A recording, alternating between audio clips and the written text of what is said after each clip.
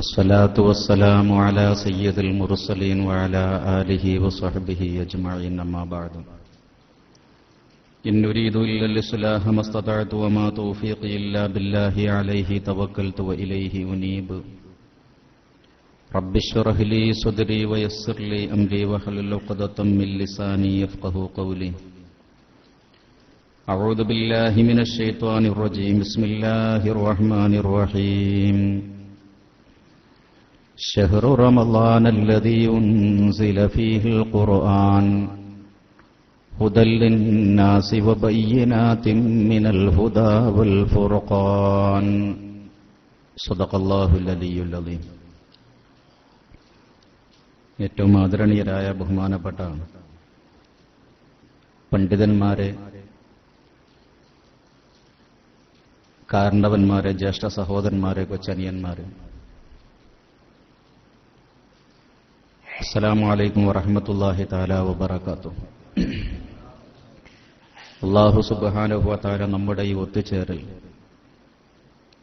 അവൻ ഇഷ്ടപ്പെടുന്ന സൽക്കർമ്മങ്ങളുടെ കൂട്ടത്തിൽ അല്ലാഹു ഉൾപ്പെടുത്തി തരുമാറാകട്ടെ. ഈ പള്ളിയിലിരിക്കുന്ന സമയമത്രയും ഇത്തികാഫിന്റെ പുണ്യം കരസ്ഥമാക്കുന്ന ഭാഗ്യവാന്മാരെ കൂട്ടത്തിൽ അല്ലാഹു ഉൾപ്പെടുത്തി തരട്ടെ. നമ്മൾ നിർവഹിച്ച നോമ്പും നമ്മുടെ ഖുർആൻ പാരായണം, നമ്മുടെ ഇത്തികാഫ്, മുഴുവൻ സൽക്കർമ്മങ്ങളും അല്ലാഹു ഇരട്ടി പ്രതിഫലവും 70 ഇരട്ടിയും 700 ഇരട്ടിയും ഒക്കെ പ്രതിഫലമുള്ളതാക്കി തരുമാറാകട്ടെ. അല്ലാഹു തആല ഈ റമളാൻ അനുകൂലമായി സാക്ഷി നിൽക്കുന്ന ഭാഗ്യവാന്മാരെ കൂട്ടത്തിൽ അല്ലാഹുവെ ഞങ്ങളേവരെയും നീ ഉൾപ്പെടുത്തി തരണേ തമ്പുരാനെ.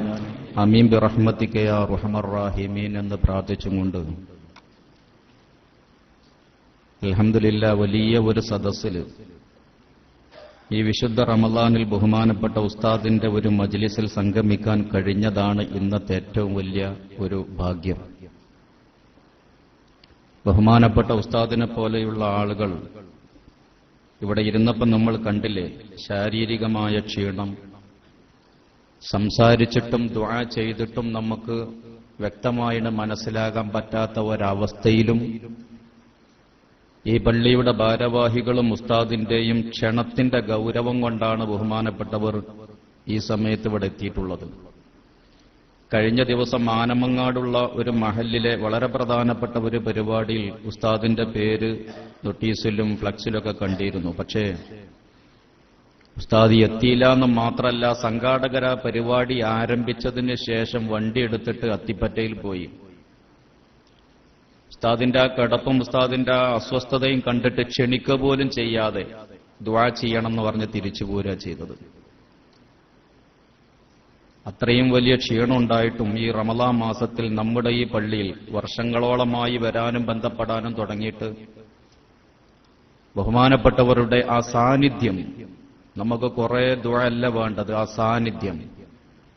ഇവിടെ ഇതുപോലത്തെ ഒരു സദസ്സിൽ വന്നിരുന്ന് 100 കണക്കിന് ആളുകളാണ് ഉസ്താദിനെ അങ്ങനെ കണ്ടുകൊണ്ടിരുന്നത്. അതാണ് പുണ്യം. ആ കാഴ്ച മഹാനായ പ്രവാചകർ സല്ലല്ലാഹു അലൈഹി വസല്ലം പറഞ്ഞില്ലേ, വെറുതെ നോക്കിയിരുന്നാൽ പുണ്യം കിട്ടുന്ന, പാപങ്ങൾ പുറത്തു തരുന്ന 4 കാര്യങ്ങളിൽ ഒന്നാണ് ഉഹ്റവിയായ ആലിമീങ്ങളുടെ മുഖത്ത് ഇങ്ങനെ നോക്കിയിരിക്കുക. ആ ഭാഗ്യമാണ് ഇപ്പൊ നമുക്ക് കിട്ടിയത്. അള്ളാഹു ആഫിയത്തോടുകൂടിയുള്ള ദീർഘായുസ്സ് നൽകുമാറാകട്ടെ. ഇതുപോലത്തെ മഹാന്മാരുടെ സദസ്സിൽ പങ്കെടുക്കാനുള്ള ഭാഗ്യം അള്ളാഹു തആല നമുക്ക് നൽകുമാറാകട്ടെ.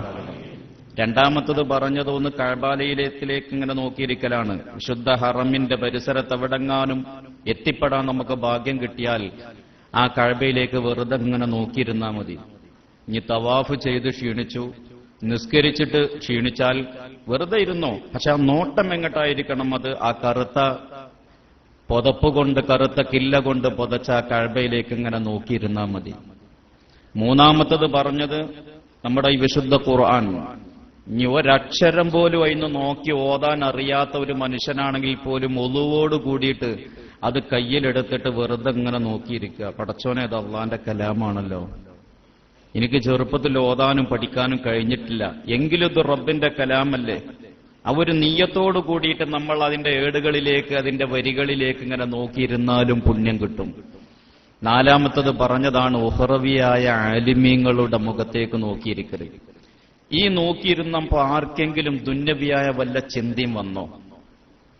എന്തിനാണ് ആലിമീങ്ങളുടെ മുഖത്ത്? അവരുടെ സൗന്ദര്യം ആസ്വദിക്കാനാണോ? അല്ല. ആ മുഖത്ത് ഇങ്ങനെ നോക്കിയിരിക്കുമ്പോ, ആ വായിൽ നിന്ന് വരുന്ന ഉപദേശം ഇങ്ങനെ കേൾക്കുമ്പോ, ഇവിടെ ഇരുന്ന സമയമൊക്കെയും ആഖിറത്തെക്കുറിച്ചുള്ള ചിന്തയായിരുന്നു. മരണത്തെക്കുറിച്ച് പറയുമ്പോൾ ബഹുമാനപ്പെട്ട ഉസ്താദിന്റെ നെഞ്ചു പൊട്ടുകയാണ്. അത് കേൾക്കുന്ന നമുക്ക് പോലും ഒരു 4 ദിവസത്തെ വഅള് കേട്ടാൽ ഇല്ലാത്ത ഒരു മനസ്സിന് ഒരു കിടിലമാണ്. പക്ഷെ അവനെ ഒളുവോടുകൂടി മരിപ്പിക്കണേ, ഒളുവോടുകൂടി മരിപ്പിക്കണം. അതാണ് കാര്യമായിട്ട് ദുആ ചെയ്തത്. ഒളുവോടുകൂടി എപ്പോഴും ഒളു ഉണ്ടാകണം മുഅ്മിനീങ്ങളെ. നിങ്ങൾക്ക് എപ്പോഴും ഒളു എന്ന് പറഞ്ഞത് സിലാഹുൽ മുഅ്മിനീൻ, വിശ്വാസിയുടെ പരിചയമാണ്, ആയുധമാണ് എന്ന് പറഞ്ഞാൽ നമ്മളൊരു ഒളുള്ള മനുഷ്യനാണെങ്കിൽ ഒരുവിധം പിശാചൊന്നും നമ്മളിലേക്ക് അടുക്കൂല. നമ്മുടെ കാഴ്ചയെ തടയപ്പെടും, മോശമായ കാഴ്ചയെ നമ്മളിൽ നിന്ന് തടയപ്പെടും, മോശമായ കേൾവി നമുക്ക് വരൂല. അവിടെ നമ്മൾ സന്നിധരാവൂല ഒളുണ്ടെങ്കിൽ. അതിനൊരു പ്രയാസമില്ലല്ലോ എന്നാ ചോദിച്ചത്. ആർക്കെങ്കിലും ഒളുണ്ടാക്കുന്നതിന് വല്ല പ്രയാസമുണ്ടോ? എവിടുന്ന് മൂത്രമൊഴിക്കുകയാണെങ്കിലും അവിടെ മൂത്രമൊഴിക്കുമ്പോൾ നമ്മൾ വള്ളമുള്ളോടത്തെ മൂത്രമൊഴിക്കുള്ളൂ. ഒന്ന് ഒളുണ്ടാക്കാനും കൂടി സൗകര്യം ഉണ്ടാവും, അപ്പം മുറിയില്ല. അങ്ങനെ ആ ഒളുവോടുകൂടി നമ്മൾ രാത്രി ഉറങ്ങിയ ഒളു പോയിക്കോട്ടെ, പ്രശ്നമല്ല. പക്ഷെ കിടക്കുന്ന സമയത്ത് നമ്മൾ ഒളുവോടുകൂടിയാണ് കിടക്കുന്നതെങ്കിൽ നമ്മുടെ തലയിണന്റെ ഭാഗത്ത്, തലക്കും ഭാഗത്ത് അല്ലാഹു തആല ഒരു മലക്കിനെ നിയമിക്കുമെന്ന് സയ്യിദുനാ മുഹമ്മദ് മുസ്തഫ സല്ലല്ലാഹു അലൈഹി വസല്ലം. നേരം വെളുക്കുന്നത് വരെ കാവൽക്കാരനാണ്. വേറെ ഒരു സെക്യൂരിറ്റിനെ നമ്മുടെ വീടിന്റെ പരിസരത്ത് നിയമിച്ചാലും ഇത്ര നമുക്ക് സുരക്ഷിതത്വം ഉണ്ടായിക്കൊള്ളണമെന്നില്ല. നമുക്ക് ഒളുണ്ടോ, ഒരു കാവൽക്കാരൻ നമ്മുടെ തലക്കും ഭാഗത്തുണ്ടാവും. സുഖമായിട്ട് ഉറങ്ങിക്കോ. ഇനി ആ ഒളുവോടുകൂടിയാണോ മരിക്കുന്നത്, അൽഹംദുലില്ലാ, വലിയ ഭാഗ്യമില്ല. അടുക്കൂല പിശാച്. ഒളു എന്ന് പറഞ്ഞ ഒരു പരിചയമാണ്, ഒരു രക്ഷാ കവചമാണ്. ഉസ്താദ് അത് പറഞ്ഞിട്ടാണ് അവസാനം പൊട്ടിക്കരഞ്ഞത്. പടച്ചോനെ ഒളുവോടുകൂടി നല്ല ആൾക്കാരെ ഇടയിൽ കടന്നിട്ട് നല്ല ദിവസത്തിൽ നോക്കിയിട്ട് ഞങ്ങൾക്ക് മരിക്കാനുള്ള തൗഫീക്ക് നൽകണേ. അല്ലാഹു തആല ആ മഹാനവറുകളുടെ സദസ്സിൽ ഇനിയും നമുക്ക് പങ്കെടുക്കാനുള്ള തൗഫീക്ക് അല്ലാഹു നൽകുമാറാകട്ടെ. എന്തുകൊണ്ട് ഈ മഹാന്മാരുടെ സദസ്സിൽ ഇരിക്കുന്നത് പുണ്യമാക്കി റസൂലുള്ളാഹി പറഞ്ഞു? നിങ്ങളുടെ പാപം, കൽബിലെ പാപങ്ങൾ, ആ കറുത്ത ആ മാലിന്യങ്ങൾ ഇങ്ങനെ ഉരുകി ഉരുകി ഇങ്ങനെ പോകും. സൂര്യനെ കാണുന്ന മഞ്ഞ് പോലെ, സൂര്യനെ കണ്ട മഞ്ഞ് പോലെ. സൂര്യൻ ഇങ്ങനെ ഉദിച്ചു വരുമ്പോ ഒരു 6, 6:30 മണി, 7 മണിക്കൊക്കെ മഞ്ഞുകൊണ്ട് സൂര്യനെ കാണൂല. ഒരു 7, 8 മണിയാകുമ്പോഴേക്ക് പിന്നെ മഞ്ഞിനെ കാണൂല. സൂര്യൻ പൊന്തി വന്നു, ചൂട് കൂടിപ്പോയി എന്നതുപോലെ ആദ്യം ഈ മഹാന്മാരെ സദസ്സിലൊക്കെ ഇരിക്കുമ്പോ എന്ത് കാലിന് കുഴച്ചിലും ഉരക്ക് പ്രയാസം ഒക്കെ തോന്നിയേക്കാം. പക്ഷെ അങ്ങനെ ഇരിക്കും തോറും ഇതൊരു പുണ്യമായ സദസ്സിലാണ് ഇരിക്കുന്നത് എന്ന ബോധത്തോടു കൂടിയിട്ട് അങ്ങനെ ഇരിക്കും തോറും നമ്മുടെ കൽബിൽ നിന്ന് അങ്ങനെ ഉരുകി ഉരുകി ആ മഞ്ഞങ്ങനെ ഇല്ലാതെയാകാണ്. അതാ ഉഖ്റവിയായ ആലിമാകണം കേട്ടോ, ഉഖ്റവിയായ ആലിമാകണം. ചില ആലിമീങ്ങളുടെ സദസ്സിൽ പോയിരുന്നാൽ നമുക്ക് ദുന്യാവിലോട്ടുള്ള ആർത്തി കൂടുകയുള്ളൂ. ഓല് ഉപയോഗിക്കുന്ന പോലെ വണ്ടിന്റെ ചാവി കാണുമ്പോ, ഓലെ ഡ്രസ്സ് കാണുമ്പോ, ഓല് വന്ന വണ്ടി കാണുമ്പോ, ഓല് ഒഴിഞ്ഞിഞ്ഞ് റൂമിൽ പോയിരിക്കുകയാണെങ്കിൽ ദുആക്കെ കഴിഞ്ഞ് വലിയ ജാട ദുആകളൊക്കെ നടന്ന്, വലിയ ദിക്റൊക്കെ നടന്ന്, വമ്പം പിരിവൊക്കെ കഴിഞ്ഞിട്ട് പിന്നെ ഉസ്താദിന്റെ റൂമിൽ ഇരിക്കുമ്പോ കമ്മിറ്റിക്കാരൊക്കെ ചെന്നാ ഉപയോഗിക്കുക, ഇവിടെ എത്ര ഉണ്ടോ വില, 10 സെന്റിന് എന്ത് വില ഉണ്ട്, ഞമ്മക്ക് ഇവിടെ എങ്ങാനൊരു 10 സെന്റ് സ്ഥലം വാങ്ങാൻ കിട്ടുമോ? ഇതായിരിക്കും ചർച്ച. അപ്പൊ അവരെ മുഖത്ത് നോക്കിയാൽ ദുന്യാവ്, നമ്മൾ ആഖിറ മറക്കും, ദുന്യാവിലേക്ക് കൂടുതൽ ആർത്തിയും താല്പര്യം വരും. ഇത് അൽഹംദുലില്ലാ എന്താ കയ്യിലുള്ളത്? ഒരു തസ്ബീഹ്മാല. മഹാനായ പ്രവാചകർ മുഹമ്മദ് മുസ്തഫ സല്ലല്ലാഹു അലൈഹി വസല്ലമ സഹാബാക്കളോട് പറഞ്ഞ ഒരു ഹദീസുണ്ട്. മഹാനായ ഇബ്നു ഉമർ റളിയല്ലാഹു തആല അൻഹു റിപ്പോർട്ട് ചെയ്യുകയാണ്, ഈ ഭൂമിയിൽ എക്കാലത്തും ഒരു 500 വലിയകൾ ഉണ്ടാകും. 500 അള്ളാന്റെ ഔലിയാക്കളുടെ സാന്നിധ്യം ഈ ഭൂമിയിലുണ്ടാകും. അത് ഇന്ത്യയിലോ, അത് ചൈനയിലോ, യൂറോപ്പിലോ, ആഫ്രിക്കയിലോ, അമേരിക്കയിലോ എവിടെയാകട്ടെ, ഒരു 500. നമ്മൾ പറയില്ലേ, സംസ്ഥാന മന്ത്രിസഭയിലെ മന്ത്രിമാരുടെ എണ്ണം ഇത്ര, കേന്ദ്ര മന്ത്രിസഭയിലെ മന്ത്രിമാരുടെ എണ്ണം ഇത്ര, അവർക്കൊക്കെ ഓരോ വകുപ്പും. അള്ളാഹുവിന്റെ മന്ത്രിമാര്, അള്ളാഹുവിന്റെ പ്രതിനിധികള്, ആകുന്ന ആ വലിയങ്ങൾ, ഔലിയാക്കൾ 500 എണ്ണമാണ്. 40 അബ്ദാലികളും ഉണ്ടാകുമെന്ന് പുണ്യ റസൂൽ സല്ലല്ലാഹു അലൈഹി വസല്ലം. അത് വേറൊരു ലോകം ഞാൻ വിശദീകരിക്കുന്നില്ല. ഔലിയാ, അബ്ദാലീങ്ങള്, അഖ്താബീങ്ങള്, 40 അബ്ദാലീങ്ങളും 500 ഔലിയാക്കളും ഉണ്ടാകും. അതിൽ ഏതെങ്കിലും ഒരാൾ വഫാത്തായാൽ പിന്നെ അവിടെ ഒരു ഉപതെരഞ്ഞെടുപ്പല്ല നടക്കുന്നത്. അള്ളാഹു ഒരു പ്രതിനിധിയെ ആ സ്ഥാനത്താക്കും. നമ്മൾ അറിഞ്ഞാലും അറിഞ്ഞിട്ടില്ലെങ്കിലും ഒരാൾ ആ സ്ഥാനത്തുണ്ടാകും. അവരാണ് ഈ ലോകം നിയന്ത്രിക്കുന്നത്. 5 കൊല്ലത്തിൽ ഒരിക്കൽ പാർലമെന്റ് തെരഞ്ഞെടുപ്പ് നടക്കുമ്പോൾ നമ്മൾ വോട്ട് ചെയ്തിട്ട് അധികാരത്തിൽ കയറ്റിയ നരേന്ദ്രമോദിയൊന്നല്ല സഹോദര, അതല്ല. അതുകൊണ്ട് തന്നെയാണ് ഒബാമ അജ്മീർ ഖാജാന്റെ ഉറൂസ് നടന്നപ്പോ ആദ്യം ആ യാറത്തിൽ വെക്കാനുള്ള ആ സ്ഥാന വസ്ത്രം അമേരിക്കയിൽ നിന്ന് ഒബാമക്കല്ല കൊടുത്തയച്ചത്, ഖാജക്ക കൊടുത്തയച്ചത്. ഇവിടെ ആരാ നിയന്ത്രിക്കുന്ന അവർക്കറിയാം. സ്വാതന്ത്ര്യ സമര പോരാട്ടം കഴിഞ്ഞിട്ട് ഇവിടെ നേതൃത്വം നൽകിയിരുന്ന പട്ടാള മേധാവികളുടെ ഡയറിയൊക്കെ പരിശോധിച്ചു നോക്കുമ്പോൾ അതിലുണ്ടായിരുന്നു ഇന്ത്യയെ നയിച്ചിരുന്നത്, ഇന്ത്യയെ ഭരിക്കുന്നത് ജീവിച്ചിരിക്കുന്ന ഒരാളല്ല, അത് രാജസ്ഥാനിൽ മറവട്ട് കിടക്കുന്ന അതാണ് സുൽത്താനുൽ ഹിന്ദ്. അത് ഇന്ത്യന്റെ സുൽത്താൻ തന്നെയാണ്. അത് ഏതെങ്കിലും ഒരു കാലഘട്ടത്തിനല്ല, തയ്യാമെന്നാൾ വരെ ആ സുൽത്താനുൽ ഹിന്ദ് ഭൂമിന്റെ മുകളിൽ ജീവിച്ചിരിക്കുമ്പോൾ അധികാരം നടത്തുന്നതിനേക്കാൾ സുഖസുന്ദരമായി നടത്തുന്നു ഭൂമിന്റെ ഉള്ളിലേക്ക് ചെന്നപ്പോ. ആ സുൽത്താനുൽ ഹിന്ദിന്റെ പ്രതിനിധികളും ഓരോ വകുപ്പ് മന്ത്രിമാരും തന്നെയാണ് ബാക്കിയുള്ള ഔലിയാക്കള്. ആ ഔലിയാക്കളാണ് ഇവിടുത്തെ അവരുടെ സാന്നിധ്യം കൊണ്ടാണ്, അള്ളാഹുവിനോടുള്ള അടുപ്പം കൊണ്ടാണ് നമുക്ക് ഇവിടെ ഭക്ഷണം തടയപ്പെടാത്തത്. നമ്മൾ ആഗ്രഹിച്ചതിനേക്കാൾ മുമ്പ് നമുക്ക് മഴ കിട്ടിയത്, നമ്മുടെ കൃഷികളും വിളകളും നശിക്കാതിരിക്കുന്നത്, വല്ലാതെ പ്രകൃതി ദുരന്തങ്ങളൊന്നും ഇല്ലാതെ നമ്മെ സംരക്ഷിക്കുന്നതോ ആര് കാരണ? ഇവിടുത്തെ ആഭ്യന്തര വകുപ്പിന്റെയും ഇവിടുത്തെ ഗതാഗത വകുപ്പിന്റെയും പവറല്ല. ഈ 500 വലിയങ്ങളിൽ ഈ ഇന്ത്യയിലുമുണ്ട് മഹാന്മാരായ വലിയങ്ങൾ, ഔലിയാക്കൾ. അവരെപ്പോഴും നിരന്തരം മാലിക്കുൽ മുലൂക്കായ ഏറ്റവും വലിയ രാജാവായ അള്ളാഹുവിനോട് ഇടപെട്ടുകൊണ്ടിരിക്കുക, ബന്ധപ്പെട്ടുകൊണ്ടിരിക്കുക. അപ്പൊ മഹാനായ പ്രവാചകർ സല്ലല്ലാഹു അലൈഹി വസല്ലം പറയുന്നു, 500 വലിയങ്ങൾ എന്നും ഈ ഭൂമിയിലുണ്ടാകും, 40 അബ്ദാലീങ്ങൾ എന്നും ഇവിടെ ഉണ്ടാകും. പക്ഷെ അത് കാണാനുള്ള കണ്ണ് നമുക്ക് വേണമെന്ന് മാത്രം. നമുക്ക് അബ്ദാലീങ്ങളും വലിയങ്ങളെയും കാണാനുള്ള കണ്ണ് അത് മൂടിക്കഴിഞ്ഞിട്ടുണ്ടാവും. ചില ആളുകളത് അതിന്റെ മുന്നിൽ മറ ഉണ്ടായിട്ടുണ്ടാകും, ആകെ മഞ്ഞു മൂടിയിട്ടുണ്ടാകും, പാപമാലിന്യങ്ങളുടെ കൂമ്പാരങ്ങൾ വന്ന് അടഞ്ഞിട്ടുണ്ടാകും. അപ്പൊ അവർക്ക് കാണൂല. അവർക്കപ്പൊ കാണായതാ കോപ്പ അമേരിക്കയൊക്കെ കാണുള്ളൂ. നട്ടപ്പാതിരാക്ക് ഉറക്കൊഴിച്ചിരുന്നിട്ട് കോപ്പ അമേരിക്ക അത് കാണും. അവർക്ക് സച്ചിനെ കാണുള്ളൂ.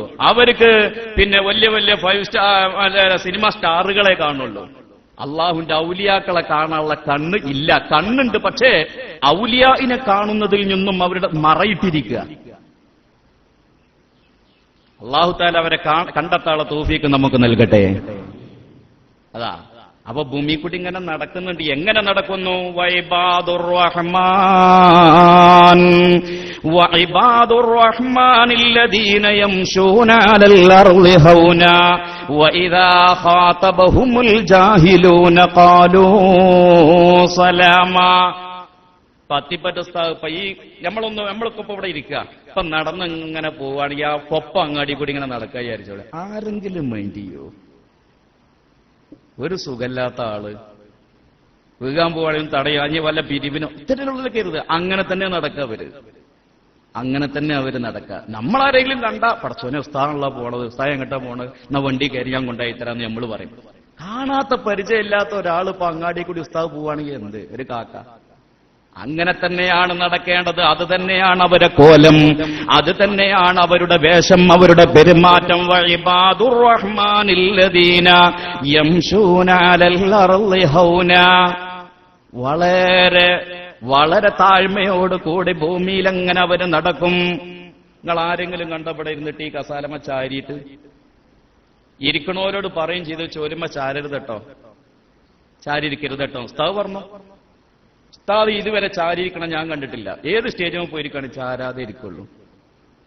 ആരെങ്കിലും മുന്നിൽ ഒരു സ്റ്റേജിൽ ഇരിക്കുമ്പോ തന്നെ വല്ലാത്തൊരു നാണം, വല്ലാത്തൊരു മടി. കാരണം ഞാൻ ഇവിടെ ഇരിക്കാൻ യോഗ്യനല്ല.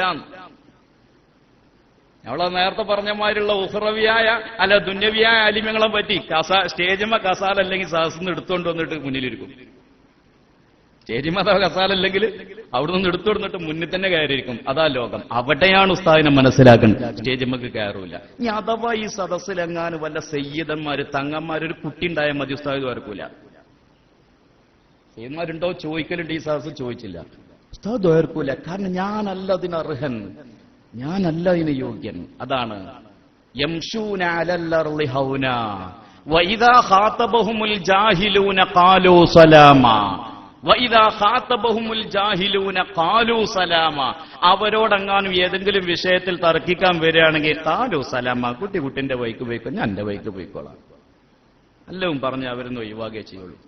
തർക്കിക്കാനുമില്ല, എതിർക്കാനുമില്ല, സംവദിക്കാനുമില്ല, മുഖാമുഖം നടത്താനുമില്ല, ഒന്നിനുമില്ല. ഇതാണ് സാധുക്കള്.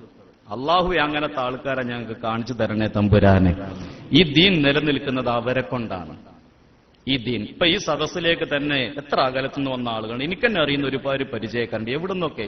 ആരെ കാണാൻ? എന്റെ പ്രസംഗം കേൾക്കാനല്ല, ഉസ്താദിനെ. ഉസ്താദ് ഇന്ന് കൊപ്പത്തുണ്ട്. അതും റമദാൻ മാസത്തിൽ നോമ്പെടുത്തിട്ട് പള്ളിയിൽ ഇഅ്തികാഫിന്റെ നിയ്യത്തും ഒതുവോടുകൂടി ആ ഇഅ്തികാഫിന്റെ നിയ്യത്തും വെച്ചിട്ട് ഉസ്താദിന്റെ സദസ്സിൽ ഒരു 10 മിനിറ്റ് കൂടാലോ എന്നുള്ള ആഗ്രഹത്തിൽ വന്നിരിക്കുന്നു. ഇനി വേറെ പബ്ലിസിറ്റി ഒന്നും വേണ്ട, ഈ ആള് കൂടാൻ. അതാ ഒരു ഹൃദയബന്ധത്തിന്റെ പേരിൽ കൂടിയതാ. പടച്ചോനെ, ഇവരോട് കൂടെ സ്വർഗത്തിൽ ഞങ്ങളെ ഒരുമിച്ച് കൂട്ടണേ തമ്പുരാൻ. ഇത്തരം മഹാന്മാര് ദാക്കിരീങ്ങളായ, ഇങ്ങനെ പടച്ചോനെ റസൂലുള്ളാഹിനെ ഹുബ്ബ് വെക്കുന്ന, ഇങ്ങനെ ജീവിതം തന്നെ ഖുർആനാക്കി കൊണ്ട് നടക്കുന്ന ഈ മഹാന്മാരെ കൂടെ ഞങ്ങളെ ഇനി ഒരുമിച്ച് കൂട്ടണേ തമ്പുരാൻ. അതാ അപ്പൊ സഹാബാക്കള് ചോദിച്ചു, യാ റസൂലല്ലാഹ്, അത്തരം ആളുകളെ ഞങ്ങൾക്ക് തിരിച്ചറിയാനുള്ള അടയാളങ്ങൾ എന്താണ്? പ്രത്യക്ഷ അടയാളം എന്താ? പരോക്ഷമായ അടയാളം നമ്മളെ കൊണ്ട് കാണാൻ കഴിയൂല. അള്ളാഹുവിന്റെ ഔലിയാക്കളുടെ പരോക്ഷമായ അടയാളം ഓല് നമ്മൾ കാണുമ്പോ അവര് ഉറങ്ങാക്കാരം, കണ്ണടച്ച് സുഖമായിട്ട് ഉറങ്ങാക്കാരം. ഇല്ലേ? ഒരു മഹാനായ ഒരു വലിയന്റെ കഥ പറയും. ഒരു വലിയ ഒരു ഷെയ്ഖും ഒരു 8-10 മുരീദന്മാരും ഇങ്ങനെ നടന്നു പോവാം. നടന്നു പോകുന്ന സമയത്താണ് നാട്ടിൽ അറിയപ്പെട്ട ഒരു വേശ്യ, അറിയപ്പെട്ട ഒരു പൊതുവേശ്യ. ആ വേശ്യന്റെ ഒരു ചെറിയൊരു കുടിയിലുണ്ട്, ഒരു കടപ്പുറത്ത് കൂടി ഇങ്ങനെ പോവുക, ഓളാവ് കുടിയില്. പകൽ സമയത്തൊന്നും ഒരു മാന്യന്മാരും ആ പെരന്റെ മുന്നിൽ കൂടിയേ പോവില്ല, അത്രയും ഫേമസ് ആണ്. അതാ അങ്ങനെ ഈ ഷെയ്ഖും കുറച്ച് ആളുകളും മുരീദന്മാരും ഇങ്ങനെ പോണ സമയം ആ പെരന്റെ മുന്നിലാണ്ട് എത്തിയേക്കുന്ന ഷെയ്ഖിന്റെ ഉള്ളിൽ പോയി, പെരന്റെ ഉള്ളിൽ പോയി വാതിലണ്ട് അടച്ചു. കൂട്ടത്തില് മുരീദന്മാര് വരെ ചാൻസ് കിട്ടിയപ്പോ ഷെയ്ഖ് കയറിയില്ലേ. നമ്മളെ മുന്നിക്കൂടിയൊക്കെ ഇങ്ങനെ നടന്നു. നമ്മളെ മുന്നിക്കൂടിയൊക്കെ വലിയ ആളായിട്ട് വലിയ കെട്ടും കെട്ടിയിട്ട് വലിയ 1001 മണി നീളമുള്ള മാലേറ്റൊക്കെ ഇങ്ങനെ നടന്നു. ഇപ്പോ കുറച്ച് ആളുള്ളൊന്നും കണ്ടപ്പോ ഒന്നും അറിയില്ല വിചാരിച്ച് കയറിപ്പോയില്ലേ. കുറെ ആള് പിരിഞ്ഞുപോയി. പക്ഷേ ശരിക്കും മനസ്സിലായ കൽബിയായ ബന്ധമുള്ള ഒരു മുരീദ് മാത്രം അവിടെ നിന്നു. അല്പം കഴിഞ്ഞപ്പോ ഇറങ്ങി വന്നു, ഒന്നും പറഞ്ഞില്ല. കുറച്ച് ദിവസം കഴിഞ്ഞപ്പോഴാണ് ആ സ്ത്രീയുടെ അവസ്ഥ മാറിയത്. പിന്നെ തെറ്റിദ്ധരിച്ചവർ പോലും മനസ്സിലാക്കിയത്. ആ സ്ത്രീ ആ ഏർപ്പാട് നിർത്തി. അവരുടെ വേഷവിധാനത്തിൽ മാറ്റം വന്നു. ദീനിയായ കാര്യങ്ങളിലേക്ക് അവരടുത്തു. അവര് പിന്നെ ഒരു വലിയത്തി എന്ന് പറഞ്ഞാൽ സദാസമയം ദിക്റും ഖുർആനുമായി ജീവിച്ച, ചരിത്രത്തിൽ അറിയപ്പെട്ട ഒരു മഹദിയായി മാറി. കാരണം അല്പനേരത്തെ സാന്നിധ്യം. സുഖമെടുക്കാൻ പോയതല്ല, സുഖം അറിയിക്കാൻ പോയതാ. ഏറ്റവും വലിയ സുഖം അറിയിച്ചു കൊടുക്കാൻ പോയതാ. മടങ്ങി വന്നു. അതുകൊണ്ട് പരോക്ഷമായ അടയാളം നമുക്കറിയില്ല. അള്ളാഹുവിന്റെ റസൂലിനോട് ചോദിച്ചു, പ്രത്യക്ഷമായ വല്ല അടയാളം പറഞ്ഞു തരുമോ? ഞങ്ങൾ അഥവാ ഞങ്ങളുടെ യാത്രക്കിടയിൽ എവിടെങ്കിലുമൊക്കെ പോകുമ്പോ അങ്ങനത്തെ ആളുകളെ കണ്ടാ ഞങ്ങൾക്കൊന്ന് അനുഗമിക്കാനും ഒന്ന് ദുആ ചെയ്യാൻ പറയാനുമാണ്. അള്ളാന്റെ റസൂല് പറഞ്ഞു, അവരുടെ അടയാളങ്ങളിൽ ഒന്ന് അവരോടിങ്ങോട്ട് ആര് ശത്രുത വെച്ചാലും അതേ നാണയത്തിൽ അവര് തിരിച്ചടിക്കില്ലെന്ന് പുണ്യ റസൂൽ സല്ലല്ലാഹു അലൈഹി വസല്ലം. ഇങ്ങോട്ട് എത്ര ശത്രുതാപരമായി പെരുമാറിയാലും അവർക്കൊക്കെ മാപ്പ് കൊടുക്കും. കാണിച്ചു തരാ. പക വെച്ച് നടക്കൂല, വിദ്വേഷം വെച്ച് നടക്കൂല. അവരാ വിവരമില്ലാത്തത് കൊണ്ടല്ലേ. ത്വായിഫിൽ നിന്ന് പുണ്യ റസൂലുള്ളാഹിക്ക് ഏറ് കിട്ടിയപ്പോഴും അല്ലാഹുവേ അറിയാത്തത് കൊണ്ടാണ്, പുറത്തു കൊടുക്കല്ലാ, പുറത്തു കൊടുക്ക്. കാലുമെന്ന് ചോരേണ വരുന്നത്. അതിലുപരി ശരീരത്തിനേറ്റ മുറിവിനേക്കാൾ വലിയ മുറിവാണ് കൽബിനേറ്റത്. ചീത്തയും തെറിയും ഊക്കി വിളിച്ചാട്ടി വിടല്ലേ ചെയ്തത്. എന്നിട്ടും അള്ളാഹിനോട് പറഞ്ഞ അറിയാത്തത് കൊണ്ടാ, വിവരമില്ലാത്തത് കൊണ്ടല്ലേ പുറത്തു കൊടുക്കല്ല. ഇതന്നെയാണ് അനന്തരമെടുത്ത വലിയങ്ങളുടെ ഒരു ലക്ഷണം. അവരോടെത്ര ശത്രുത വെച്ചാലും അവരോട് ശത്രുത വെക്കൂല, അതാണ് വേറെ വിഷയം. അവരോട് ആർക്കും ശത്രുത ഉണ്ടാവൂല. കാരണം ഒരു ഉറുമ്പിനെ പോലും നോവിക്കൂലല്ലോ. ഏത് ജാതിപ്പെട്ട ആളും ഏത് മതസ്ഥരോട് ചോദിച്ചാലും നല്ലതേ പറയാണ്ടാവുള്ളൂ, അവരെക്കുറിച്ച് നല്ലതേ പറയാണ്ടാവുള്ളൂ. മനുഷ്യർ മാത്രമല്ല അവരെ ഇഷ്ടപ്പെടുന്നത്, ഈ ദുനിയാവിലെ മൃഗങ്ങൾ വരെ അവരെ ഇഷ്ടപ്പെടൂലേ? മൃഗങ്ങൾ വരെ ഇഷ്ടപ്പെടൂലേ? ഓരോരോ വലിയങ്ങളുടെയും ഓരോരോ മഹാന്മാര് ജീവിച്ചത് കൊടും കാടുകളിലല്ലേ. ഊട്ടി ഉദ്യാനത്തിലേക്ക് നമ്മൾ പോകുമ്പോ അവിടുത്തെ പ്രകൃതിയും അവിടുത്തെ പൂന്തോപ്പുകളും അവിടുത്തെ ആ പുഷ്പവാണിയൊക്കെ ആസ്വദിക്കുമ്പോ അതിന്റെ മുകളിൽ കൊടുങ്കാട്ടിലുണ്ട് ഒരു മഹാൻ കിടക്കുന്നു. ഇന്നും ആ മഹാന്റെ ഖബറിലേക്ക് ഒരു ദിവസം ഒരു നേരമെങ്കിലും ഒരു പുലിയോ നരിയോ ഇറങ്ങി വരാത്തതില്ലല്ലോ. ആളുകൾ ചെല്ലുമ്പോൾ മാറിപ്പോകും, സാധനം അവിടെ ഉണ്ടാകും. എന്തേ? ജീവിച്ചിരിക്കുമ്പോ അയാളുടെ ആ മഹാന്റെ കൂട്ടുകാര് ഈ കാട്ടുത്ത മൃഗങ്ങളായിരുന്നു. ഈ മഹാന്റെ ചുറ്റുഭാഗം നമ്മൾ മഹാനായ റിഫായി ഷെയ്ഖിനെ കേട്ടിട്ടില്ലേ? ഒരു പാമ്പ് കണ്ട നമ്മളെ വല്യന്മാരപ്പോ നേർച്ചയാക്കും ഒരു കോഴിമുട്ട റിഫായി ഷെയ്ഖിന്റെ പേരിൽ. കാരണം എന്താ? അവർ ഇവരെ സ്നേഹിച്ചവരാണ്. മൻ ഖാഫല്ലാഹ ഖാഫഹു കുല്ല ശൈഇ. അള്ളാഹുവിനെ മാത്രം ഭയപ്പെട്ട ഒരാൾക്കും പിന്നെ അള്ളാന്റെ സൃഷ്ടികളെ ഭയല്ല എന്ന് മാത്രമല്ല, അവരൊക്കെ അങ്ങോട്ട് ഇഷ്ടപ്പെടുകയാണ്, കേട്ട് സ്നേഹിക്കുകയാണ്. അതാ. അപ്പൊ അതുകൊണ്ട് ഇവരോട് ആ ശത്രുത വെച്ചാലും തിരിച്ചങ്ങോട്ട് ശത്രുതാ മനോഭാവത്തോടുകൂടി പെരുമാറൂല. ഒന്ന്. രണ്ടാമത്തെ അടയാളം പറഞ്ഞത്, ഇങ്ങോട്ട് തിന്മ ചെയ്തവനോടും അങ്ങോട്ട് നന്മ ചെയ്യുള്ളൂ. കഴിയോ നമുക്ക്? ഇങ്ങോട്ട് ഉപദ്രവിച്ചവനോടും അങ്ങോട്ട് നന്മ ചെയ്യാം. ഇനി ഗുണത്തിനും ദോഷത്തിനും പോണ്ടെന്നല്ല പറയണത്, അങ്ങോട്ട് എന്തെങ്കിലും പറ്റുമെങ്കിൽ അവർക്ക് വല്ല ഗുണം ചെയ്യാനുള്ള ശ്രമം നടത്തും. അതാ.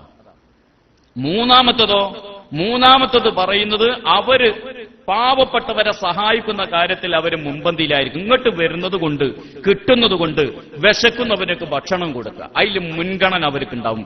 അത് ഈ 500 ഔലിയാക്കളുടെ ഗുണങ്ങളിൽ റസൂലുള്ളാഹി സ്വല്ലല്ലാഹു അലൈഹി വസല്ലം പറയാം. അത് നമ്മളൊന്ന് കാണുന്നില്ലേ? അയിമെന്നാണ് സഹോദരങ്ങളെ നമ്മൾ മനസ്സിലാക്കണം. പല ആളുകളും തെറ്റിദ്ധരിച്ചതുപോലെ ഈ അന്നദാനം, ഈ ഉറൂസ് എന്നൊക്കെ പറയില്ലേ, അന്നദാനം, ഈ അന്നദാനം എവിടുന്ന് തുടങ്ങിയതാ? ഇതാണ് റസൂലുള്ളാഹി പറഞ്ഞ ഔലിയാക്കളുടെ ഗുണമാണ്, അവരുടെ ലക്ഷണമാണ്, പ്രത്യക്ഷ ലക്ഷണത്തിൽപ്പെട്ടതാണ് ഈ അന്നദാനം. വിശക്കുന്നോന് ഭക്ഷണം കൊടുക്കുക. നമ്മൾ ഇന്ന് പറയും അതിനൊക്കെ ഇപ്പൊ വല്ല പ്രസക്തി ഉണ്ടോ? ഏത് കാലത്തും അതിന് പ്രസക്തി ഉണ്ട്. ആഹാരത്തിന് പ്രസക്തി ഇല്ലാത്ത ഒരു കാലഘട്ടം ഉണ്ടായിട്ടില്ല. ഇന്നതിൽ ലോകത്ത് 1 കോടിയിലധികം ആളുകൾ മുഴുപട്ടിണിയിലാണ്. അത്ര തന്നെ ആളുകൾ പകുതി പട്ടിണിയിലാണ്. അതേ സ്ഥാനത്ത് ടണ്ണ് കണക്കിന് ആഹാരങ്ങൾ കടലിൽ കൊണ്ടുപോയിട്ട് പോയിട്ടൊന്ന് ഒഴിവാക്കുന്നു. കാരണം എന്താ? അത് വിനിയോഗത്തിൽ, അത് വിതരണത്തിൽ വന്ന അപാകതകൾ. ഇന്ത്യയിൽ തന്നെ പട്ടിണി മരണങ്ങൾ ഇല്ലേ? മ്യാൻമറിലെ മുസ്ലിമീങ്ങളുടെ ഒക്കെ അവസ്ഥ അള്ളാഹു അവരെ കാത്തു രക്ഷിക്കുമാറാകട്ടെ. നടുക്കടലിൽ ആരും ഏറ്റെടുക്കാൻ ആളില്ലാതെ നടുക്കടലിൽ ഒരു കപ്പലിൽ ഒരു മനുഷ്യന് നിൽക്കാൻ പോലും കാലുകുത്താൻ പോലും സ്ഥലമില്ലാത്ത വിധത്തിലാണ് 4,500 ആളുകൾ കടന്ന് കുഞ്ഞു മക്കളടക്കം നിലവിളിക്കുന്നത്. ഒരു രാഷ്ട്രം ഏറ്റെടുക്കല്ല. ഐക്യരാഷ്ട്രസഭ പറയുന്നത് ഈ കാലഘട്ടത്തിൽ ഏറ്റവും ദുരിതം അനുഭവിച്ച വിഭാഗമാണ് മ്യാൻമറിലെ മുസ്ലിമീങ്ങൾ. എന്തേ അവർക്ക് ഈ ദുരിതമുണ്ടായത്? ലോകത്ത് മുഴുവനും വലിയ ശുദ്ധരെന്ന നടിക്കുന്ന ആ ബുദ്ധ ഭിക്ഷുക്കള് അവരാണ് പിഴപ്പട്ടിയെ പോലെ ആട്ടി ഓടിക്കുന്നത്. ആ പാവങ്ങളെ ഏറ്റെടുക്കാൻ ഒരു രാഷ്ട്രമല്ല. എവിടെങ്കിലും ഒരു ഭൂകമ്പം ഉണ്ടാകുമ്പോ, എവിടെങ്കിലും ഒരു ഭൂമി കുലുക്കുണ്ടാകുമ്പോ, ഒരു വെള്ളപ്പൊക്കം ഉണ്ടാകുമ്പോഴേക്ക് ഒരു നഷ്ടം സംഭവിക്കുമ്പോൾ മുന്നിൽ ചാടി വീഴുന്ന ഖത്തർ പോലെ, ബഹ്റൈൻ പോലെ, ഒമാൻ പോലെയുള്ള രാഷ്ട്രങ്ങൾ പോലും മ്യാൻമറിലെ മുസ്ലിമീങ്ങളെ ദത്തെടുക്കുന്നതിലോ അവർക്ക് ആഹാരം കൊടുക്കുന്നതിലോ മുന്നിൽ വരുന്നത് കാണുന്നില്ല.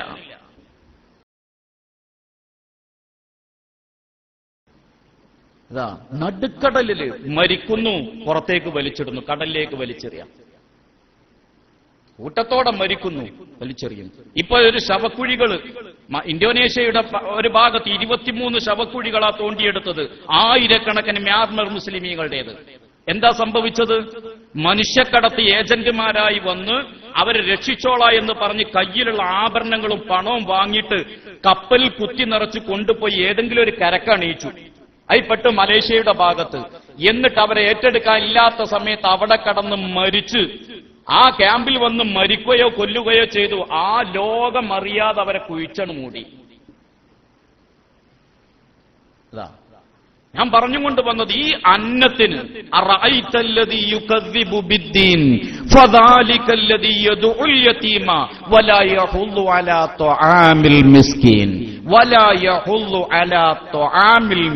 ആ വാക്കൊന്ന് ഓർക്കണം. വലാ യഹുല്ലു അലാ ത്വആമിൽ മിസ്കീൻ. പാവപ്പെട്ടവർക്ക് ഭക്ഷണം കൊടുക്കാത്തവനാണ് ദീനിനെ തള്ളി പറയുന്നവൻ എന്നല്ല പറഞ്ഞത്.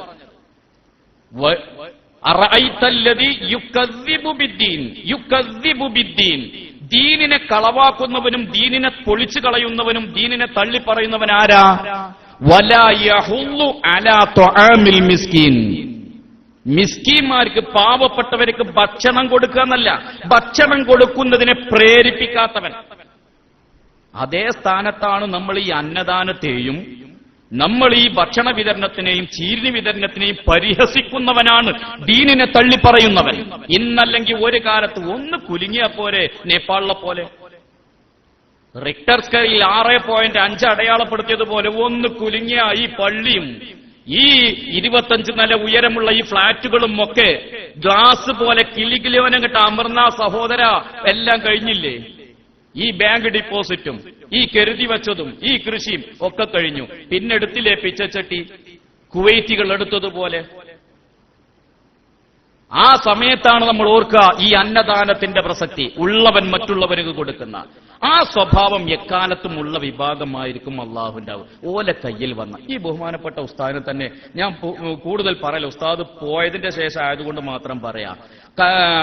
UAE-യിലെ അല്ലയിലെ പ്രധാനപ്പെട്ട ഒരു മസ്ജിദ്, അവിടുത്തെ ബസ് സ്റ്റാൻഡിനോട് ചേർന്ന പള്ളിയിലാണ് ഉസ്താദ് 30 കൊല്ലത്തിലേറെ ഖത്തീബായിട്ട് സേവനം ചെയ്തത്.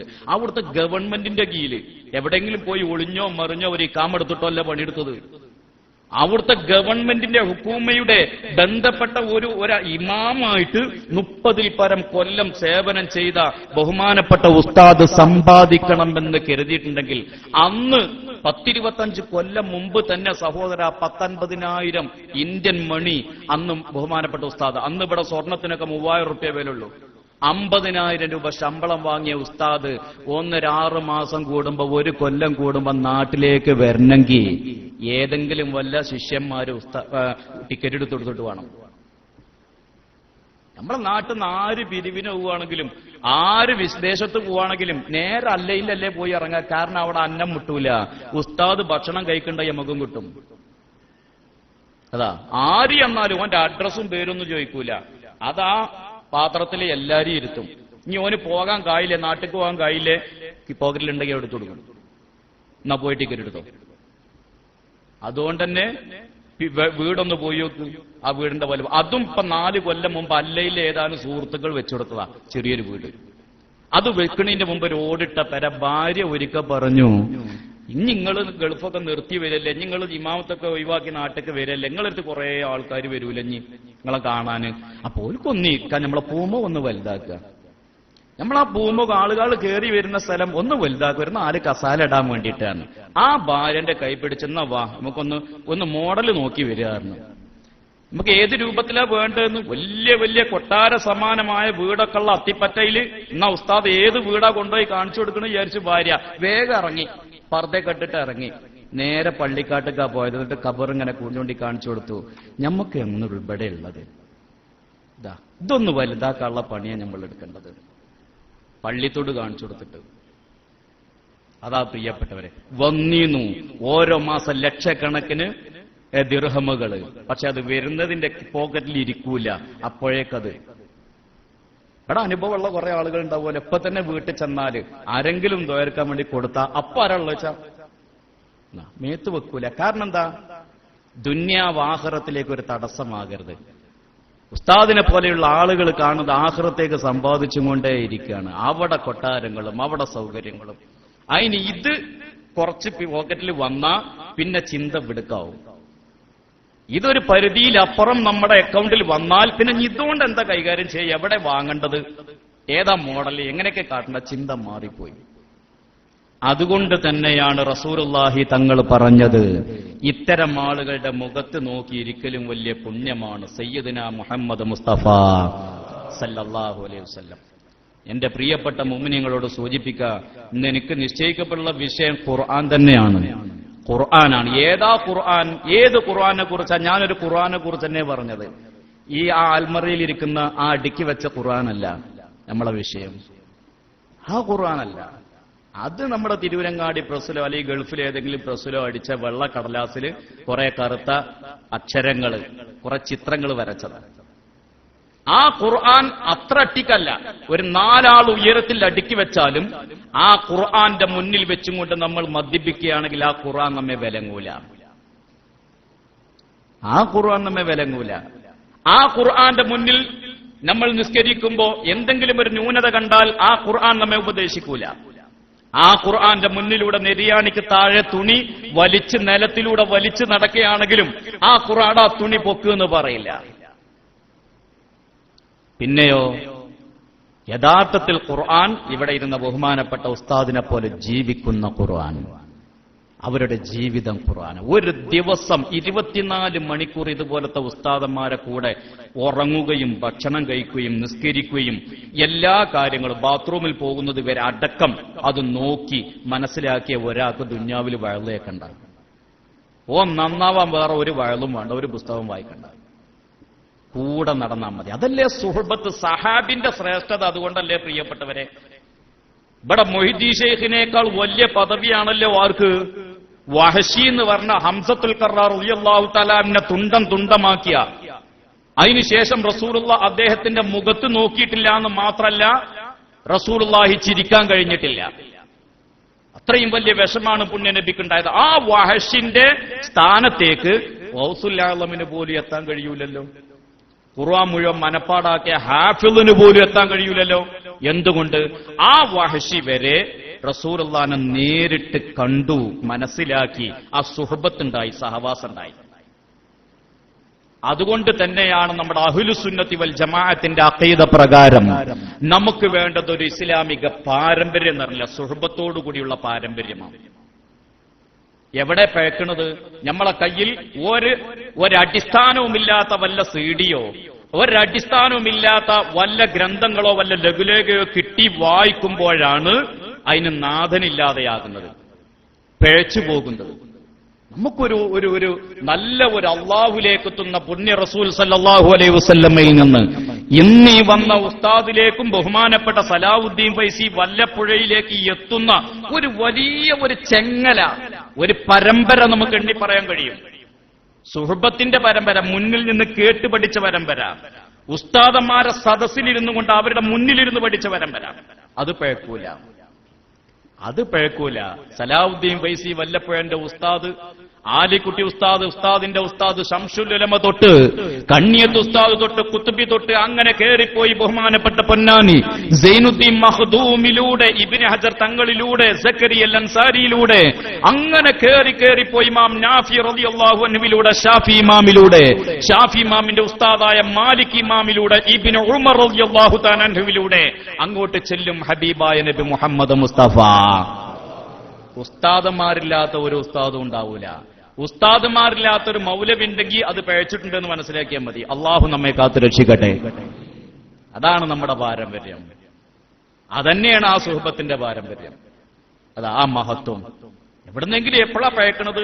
ഞാൻ അങ്ങനെ കേട്ടു, ഇങ്ങനെ കണ്ടു, അവിടുന്ന് ഇങ്ങനെയും പറയണ്ടല്ലോ. അല്ല, ആര് പറഞ്ഞു, എന്ത് പറഞ്ഞു, എപ്പ പറഞ്ഞു, വളരെ കൃത്യമായിട്ട്. അതാ അപ്പൊ ഞാൻ പറഞ്ഞു കൊണ്ടുപോകുന്നത് വിശുദ്ധ ഖുർആൻ.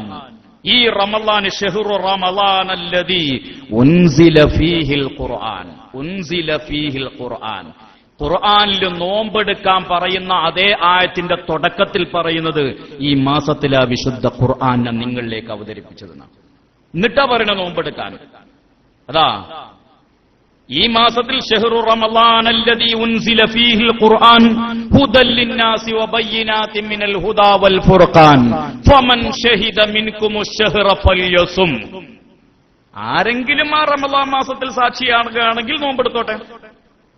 അതിന്റെ തുടക്കം പറയുന്നത് ഖുർആൻ. ഖുർആൻ മാത്രമല്ല റമളാൻ മാസത്തിൽ ഇറങ്ങിയത്, തൗറാത്ത് ഇറങ്ങിയത് റമളാൻ മാസത്തിലാണ്. തൗറാത്തിന്റെ ഏടുകൾ മൂസാ നബി അലൈഹി സ്വലാത്തു വസ്സലാമിന്റെ കരങ്ങളിലേക്ക് തൂരി സീനാ പർവ്വതത്തിന്റെ മുകളിൽ നിന്ന് ഏൽപ്പിച്ചു കൊടുത്തത് ഈ റമളാനിലാണ്. ഇബ്രാഹിം നബി അലൈഹി സ്വലാമിന് ഏടുകൾ നൽകിയത് റമളാനിലാണ്. അതാ ഇഞ്ചീൽ നൽകിയത് ഈസാ നബി അലൈഹി സ്വലാത്തു വസ്സലാമിന് നൽകിയത് അതും റമളാനിലാണ്. അതേ റമളാനിൽ തന്നെയാണ് ഷഹ്റു റമളാനല്ലദീ ഉൻസില ഫീഹിൽ ഖുർആൻ, വിശുദ്ധ ഖുർആനെ. വിശുദ്ധ ഖുർആൻ ഏത് ഖുർആൻ? ഞാൻ നേരത്തെ പറഞ്ഞതുപോലെ ഹയാത്തുള്ള ഖുർആൻ, ജീവിക്കുന്ന ഖുർആൻ. ആയിഷ ബീവിയോട് ചോദിച്ചു, റസൂലുള്ളാഹിന്റെ സ്വഭാവം എന്താ? റസൂലുള്ളാഹിന്റെ സ്വഭാവം എന്താ? ആയിഷ ബീവി പറഞ്ഞ മറുപടി തന്നെ, അത് ഖുർആനല്ലേ, അത് കിടക്കുന്നത് ഖുർആൻ, ഇരിക്കുന്നത് ഖുർആൻ, ചാരിരിക്കാതായിരുന്നത് ഖുർആൻ, ഇവിടെ കാണിച്ച ആ വിനയം അത് ഖുർആൻ, അവരെ ഭക്ഷണം കഴിക്കൽ ഖുർആൻ, വേഷവിധാനം ഖുർആൻ, ഒക്കെ അങ്ങനെ തന്നെ ജീവിക്കുന്ന ഖുർആൻ. അള്ളാഹു ഖുർആൻ അനുസരിച്ച് ജീവിക്കാൻ നമുക്ക് അള്ളാഹു തൗഫീഖ് നൽകട്ടെ. അല്ലാതെ കുറെ ഖുർആൻ മനപ്പാടാക്കലോ ആവശ്യമായ ഭാഗങ്ങൾ മാത്രം അടർത്തിയെടുത്തിട്ട് സംവദിക്കാനോ വാദിക്കാനോ വിജയിക്കാനോ, അതിനല്ല, ജീവിക്കാൻ, ഖുർആൻ ജീവിക്കാൻ. അതുകൊണ്ട് എന്റെ പ്രിയപ്പെട്ട മുഅ്മിനീങ്ങളോട് ഞാൻ സൂചിപ്പിക്കുകയാണ്, ഈ റമളാൻ മാസത്തിൽ ഇൻഷാ അല്ലാഹ് നമുക്ക് ഖുർആനുമായിട്ട് കൂടുതൽ അടുക്കുക, കൂടുതൽ ബന്ധപ്പെടുക. അള്ളാഹു നമുക്കതിന് തൗഫീഖ് നൽകുമാറാകട്ടെ. ഒരു കാലഘട്ടത്തിലും ഖുർആന്റെ പ്രസക്തി നഷ്ടപ്പെട്ടിട്ടില്ല. ഒരു കാലഘട്ടത്തിലും. പറയുമ്പോ എത്ര കൊല്ലം മുമ്പ്, 1500 കൊല്ലം മുമ്പ് അല്ലാഹു തആല പ്രവാചകർ സല്ലല്ലാഹു അലൈഹി വസല്ലമ തങ്ങൾക്ക് നൽകപ്പെട്ട ഈ ഗ്രന്ഥം 23 ലക്ഷത്തിൽ പരം അക്ഷരങ്ങൾ ഉൾക്കൊള്ളുന്ന 114 അധ്യായം ഉൾക്കൊള്ളുന്ന ആ 30 ജുസു ഉള്ള ഈ ഖുർആൻ ഈ കാലഘട്ടത്തിലും അതിന്റെ പ്രസക്തി നമ്മൾ അറിയണില്ല. നമ്മളിങ്ങനെ ഓരോ മരിച്ച വീട്ടിലിങ്ങനെ ഖുർആൻ ഓതുക, അല്ലെ എവിടെയെങ്കിലും ഒരു ഫാത്തിഹ ഓതുമ്പോ ഒരു ഫാത്തിഹ സൂറത്തും ഖുൽ ഹുവല്ലാഹു ഓതുക, ഒരു യാസീൻ ഓതുക. അതിലുപരി ഖുർആനിന്റെ ഉള്ളറകള്, ഖുർആൻ എന്ന് പറയുന്നത് ഒരു ബഹറാണ്, ഒരു കടലാണ്. അങ്ങനെ മനസ്സിലാക്കാം, ഒരു കടലാണ്. ആ കടപ്പുറത്ത്, ആ കടലിന്റെ പുറത്ത് പോയിട്ട് ചൂണ്ടിടുന്ന ആളുകളെ നമുക്ക് കാണാം. ഓൻ ആ കുളത്ത് മേരിയിട്ടിട്ട് ഓന് വലിച്ചെറിയും കടലിലേക്ക്. എന്നിട്ട് ഓനെ ഇങ്ങനെ ചുറ്റിയിട്ട് ആ കുളത്ത് ഇങ്ങനെ അണിയുമ്പോ ചിലപ്പോ ഒരു പരലോ ഒരു മത്തി എന്തെങ്കിലും ഒന്ന് കിട്ടും. ഓൻ ആ കടലിൽ നിന്ന് കിട്ടിയത് ഒരു മീൻ, അരമണിക്കൂറിന്റെ അടുക്ക, ചിലപ്പോ 1 മണിക്കൂറിന്റെ അടുക്ക് ഒരു മീൻ. ഓൻ അതിനെ ശ്രമിച്ചുള്ളൂ, അത് കിട്ടി. എന്നാ വേറെ ചില ആളുകൾ കാണാൻ തള്ളിയിട്ട് ഓന്റെ വള്ളം കടലിലേക്ക് അങ്ങനെ കൊണ്ടുപോയിട്ട് കൂടുതലൊന്നും ഓൻ അകലത്ത് പോവില്ല, ചെറിയൊരു യന്ത്രം, ഒരു യമഹന്റെ ഒരു മെഷീനും ഘടിപ്പിച്ച് അപ്പുറം ഉൾക്കടലിലേക്ക് പോകാനുള്ള കപ്പാസിറ്റി ഒന്നും ഓനില്ല. എന്നിട്ട് ഓന് ഒരു 10 ആളും പോയിട്ട് വലങ്ങരടും. ഓ രാവിലെ പോയി ഒരു ഉച്ചയോടുകൂടി വരും. ഓനക്ക് ഓല കുടുംബത്തിനുള്ളത് കുറച്ച് മീൻ ഓനക്കും കിട്ടി. ഓല ഒന്നുകൂടി ശ്രമിച്ചു, കടലിലേക്ക് ഒന്നുകൂടി ഇറങ്ങിച്ചെന്ന് ശ്രമിച്ചപ്പോ കുറച്ച് മീൻ കൂടുതൽ കിട്ടി. ചില ആളുകൾ വല്ല പാറക്കല്ലുകൾ കൂടുതലുള്ള സ്ഥലത്ത്, തിരമാലകൾ ഇങ്ങനെ വന്ന് അടിയുന്ന സ്ഥലത്ത് കാണാം, ഓങ്ങനെ ഇടയ്ക്ക് ഇങ്ങനെ മുങ്ങും, കുറച്ച് അങ്ങനെ പൊങ്ങും, ഓരോ പുറത്തൊരു ചെറിയൊരു ചാക്കും ഉണ്ടാകും. ഓങ്ങനെ വന്ന ഓന്റെ കയ്യിൽ കല്ലുമ്മക്കായ ഉണ്ടാവും. ഓൻ അതിനെ ശ്രമിച്ചുള്ളൂ, കടലിൽ നിന്ന് കല്ലുമ്മക്കായ പെറുക്കാൻ ഓന്റെ പണി. വൈകുന്നേരം ആകുമ്പോഴേക്ക് ഓന്റെ കൂലിച്ചെലവ് ഓന് കിട്ടി, ഓൻ അതിനെ ശ്രമിച്ചുള്ളൂ. എന്ന ഉൾക്കടലിലേക്ക് യന്ത്രവൽകൃത ബോട്ടുകളുമായിട്ട് ഒരാഴ്ചയും 2 ആഴ്ചയും നീണ്ട് ഉള്ള യാത്ര പോയിട്ട് 2 ആഴ്ച കഴിഞ്ഞിട്ടൊക്കെ തിരിച്ചു വരുന്ന മുക്കന്മാരുണ്ട്, മത്സ്യബന്ധനത്തിന്റെ ആളുകളുണ്ട്, മീൻപിടുത്തക്കാര്. ഓലില് കാണാം 1000കണക്കിന് രൂപന്റെ വലിയ വലിയ മത്സ്യങ്ങൾ. ഒരാഴ്ച കഴിഞ്ഞിട്ട് അല്ലെങ്കിൽ 2 ആഴ്ച കഴിഞ്ഞിട്ടേ അവൻ കരക്കത്തുള്ളൂ. അപ്പൊ ഒന്നുകൂടി കടലിലേക്ക്, ഒന്നുള്ളിലേക്ക് കുറച്ചും കൂടി ചെന്നു. അതും കടലിൽ നിന്ന് ഓനക്ക് കിട്ടിയ, ശ്രമിക്കുന്നതിനനുസരിച്ചാ കിട്ടുക, ശ്രമിക്കുന്നതിനനുസരിച്ചാ. പിന്നെ ചില ആളുകളുണ്ട്, ഓലാഴക്കടലിൽ പോയിട്ട് മണിക്കൂറുകളോളം മുങ്ങി അതിന്റെ ഉപകരണങ്ങളൊക്കെ ഫിറ്റ് ചെയ്തിട്ട് നന്നായിട്ട് ആഴത്തിൽ പോയിട്ട് കുറഞ്ഞ സാധനങ്ങൾ പെറുക്കിക്കൊണ്ടുവരും. മുത്തുകളും വൈരങ്ങളും മാണിക്യങ്ങളും. ഓം വലിയ വലിയ സമ്പന്നനാകും. ഓം ഒന്നുകൂടി അതിൻ്റെതായ പഠനം നടത്തി അത് തെരഞ്ഞെടുക്കാനുള്ള കഴിവും അതിലുള്ള അറിവും അവനിക്കുണ്ട്. അത് മുങ്ങാനുള്ള വൈദഗ്ധ്യം അവനിക്കുണ്ട്. അത് മുങ്ങാനുള്ള ഉപകരണങ്ങൾ അവൻ സംഘടിപ്പിച്ചിട്ടുണ്ട്. അങ്ങനെ ആഴങ്ങളിലേക്ക് പോയിട്ട് അവൻ മുത്തുകളും മാണിക്യങ്ങളും അതും ഈ കടലിനാണ്, അതും ഈ കടൽ എന്നതുപോലെയാ സഹോദര വിശുദ്ധ ഖുർആൻ. വിശുദ്ധ ഖുർആൻ, ഖുർആനെ സമീപിക്കുന്നതിനനുസരിച്ചാണ് ഓരോരുത്തർക്കും കിട്ടുന്ന വിഭവങ്ങൾ. വെറുതെ നോക്കിയിരുന്നാ ഞാൻ പറഞ്ഞില്ലേ കൂലിട്ടും, ഓതിയാലോ അതിനനുസരിച്ചൊരു കൂലിട്ടും. നോക്കിയിരിക്കുന്നവനെ പോലെയല്ല ഓതുന്നവനോ ഒരക്ഷരത്തിന് ഒരു ഹസനത്തുണ്ടെന്ന് പുണ്യ റസൂൽ സല്ലല്ലാഹു അലൈഹി വസല്ലം. അലിഫ് ലാം മീം, റസൂലുള്ള പറയാണ് അലിഫ് ലാം മീം ദാലികൽ കിതാബു ലാ റൈബ ഫീഹി ഹുദൽ ലിൽ മുത്തഖീൻ. അതിൽ അലിഫ് ലാം മീം എന്നത് ഒരായത്തല്ല, ഒരക്ഷരമല്ല. അലിഫ് ഒരക്ഷരമാണ്, ലാം ഒരക്ഷരമാണ്, മീം വേറൊരക്ഷരമാണ്. ഓരോന്നിനും 10 ഹസനത്താണ്. 3 അക്ഷരത്തിന് 3 ഹസനത്ത്, 30 ഹസനത്ത്. അത് റമളാൻ മാസത്തിലാകുമ്പോഴോ ഒന്നിന് 70 ഇരട്ടി, ഒരു സുന്നത്തിനൊരു ഫർളിന്റെ കൂലി. അതാ അപ്പൊ ഓതുന്നവനിക്ക് അതിനനുസരിച്ച് പുണ്യം കിട്ടി. അത് ഹൃദയസ്ഥമാക്കുന്നവനിക്കോ അൽഹംദുലില്ലാഹ് അവനിക്ക് അതിന്റേതായ കൂലികള്. അതിന്റെ ആശയങ്ങൾ മനസ്സിലാക്കി ഓതുന്നവനിക്കോ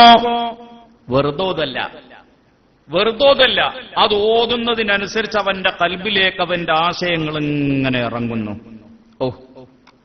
നരകത്തെ പറ്റി പറയുമ്പോ അവന് വല്ലാത്തൊരു ബേജാറും ഒരു വിഷമമുണ്ടാകുന്നു.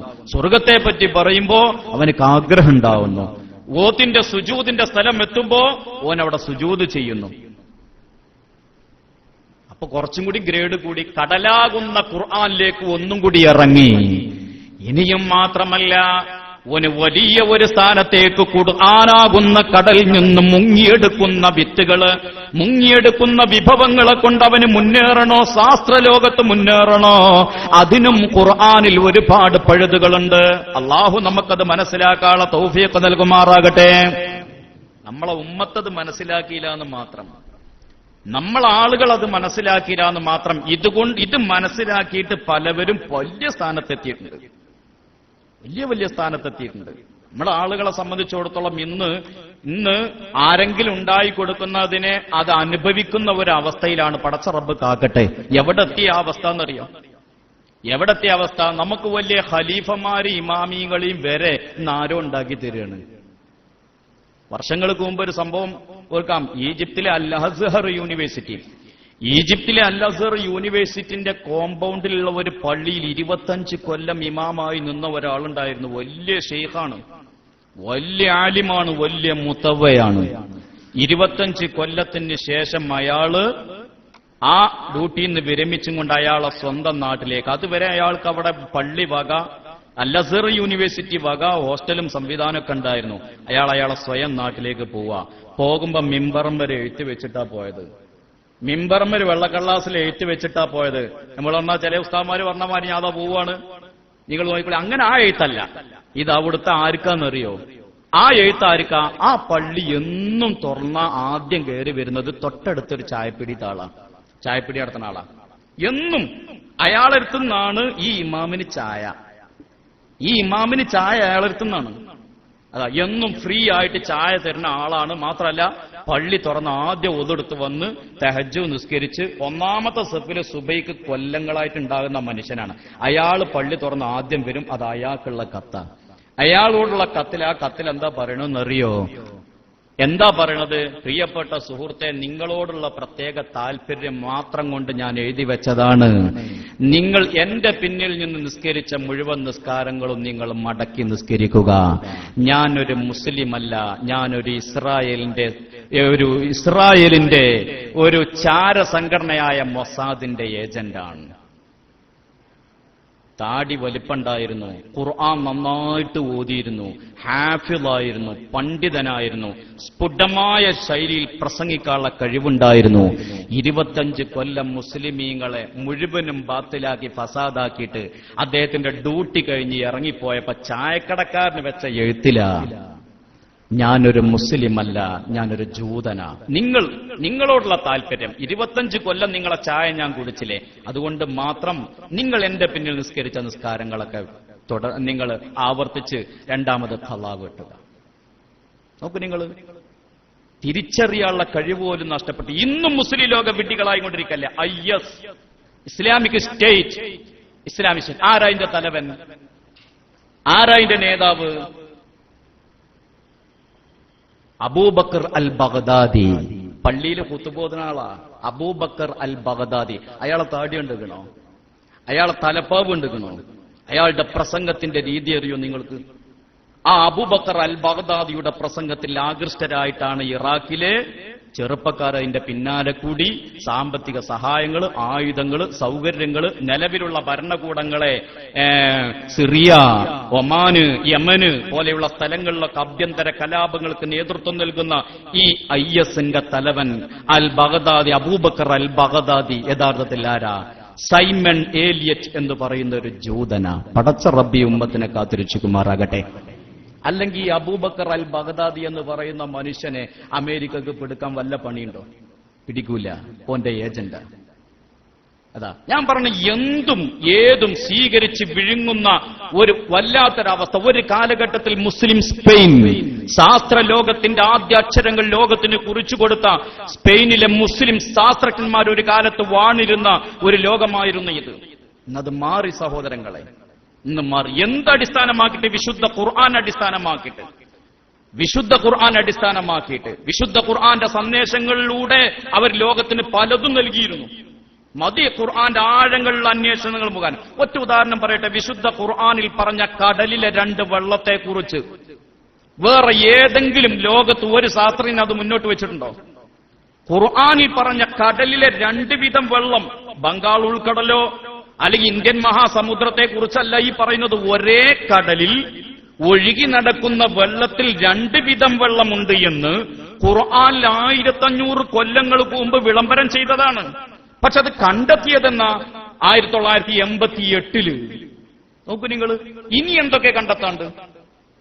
അതാ ഞാൻ പറഞ്ഞ ആ ഖുർആനാകുന്ന കടലിലേക്ക് മുങ്ങി ആഴത്തിലേക്ക് ചെല്ലും തോറും വലിയ വലിയ അത്ഭുതങ്ങളാണ് മുസ്ലിം ലോകത്തിനേക്ക് വിശുദ്ധ ഖുർആൻ നൽകുന്നത്. ഉദാഹരണമായിട്ട് ഖുർആൻ പറയാണ് 35-ാം അധ്യായത്തിലെ 12-ാം വചനത്തിൽ, وما يستوي البحران هذا عذب فرات صائغ شرابه وهذا ملح نجاج. എങ്ങനെ സമമാകും? وما يستوي البحران, 2 ബഹർ എങ്ങനെ സമമാവാനാണ്? 2 കടല്. ഏതാ ഒരു കടല്? ഒന്ന് هذا عذب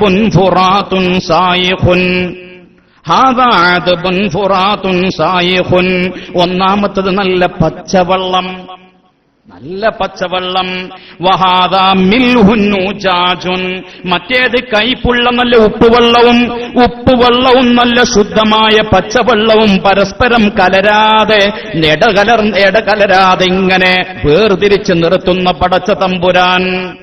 മറജൽ ബഹറൈനി യൽതഖിയാൻ ബൈനഹുമാ ബർസഖുൽ ലാ യബ്ഗിയാൻ ഫബിഅയ്യി ആലാഇ റബ്ബികുമാ തുകദ്ദിബാൻ.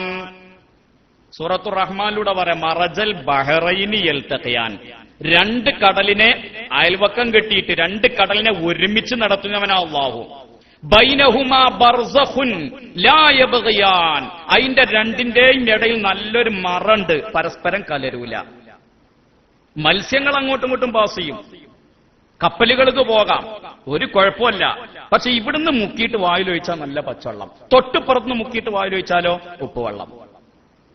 അല്ലേ? ഒരു കുപ്പിയിൽ മണ്ണെണ്ണയും പച്ചവെള്ളവും പാർന്ന 2 തട്ടായിട്ട് തൂക്കും, പക്ഷെ പച്ചവെള്ളത്തിൽ ചൊയ ഉണ്ടാവും. 2 തട്ടായി നിൽക്കണ കാണാം, പക്ഷെ ചൊയ ഉണ്ടാവും. ഇത് ഉപ്പിന്റെ വല്ല ചൊയുണ്ടോ? ഇല്ല. മറജൽ ബഹറൈനി യൽതഖിയാൻ ബൈനഹുമാ ബർസഖുൽ ലാ യബ്ഗിയാൻ. എന്നിട്ട് ഖുർആൻ പറയാണ്, വമിൻ കുല്ലിൻ തഅകുലൂന ലഹ്മൻ തരിയാ, നിങ്ങൾക്ക് നല്ല മാംസം, നല്ല മത്സ്യത്തിന്റെ മാംസവും അല്ലാഹു സജ്ജീകരിച്ചു, അതും പാസ് ചെയ്യുന്നുണ്ട്, കലരൂല കേട്ടോ.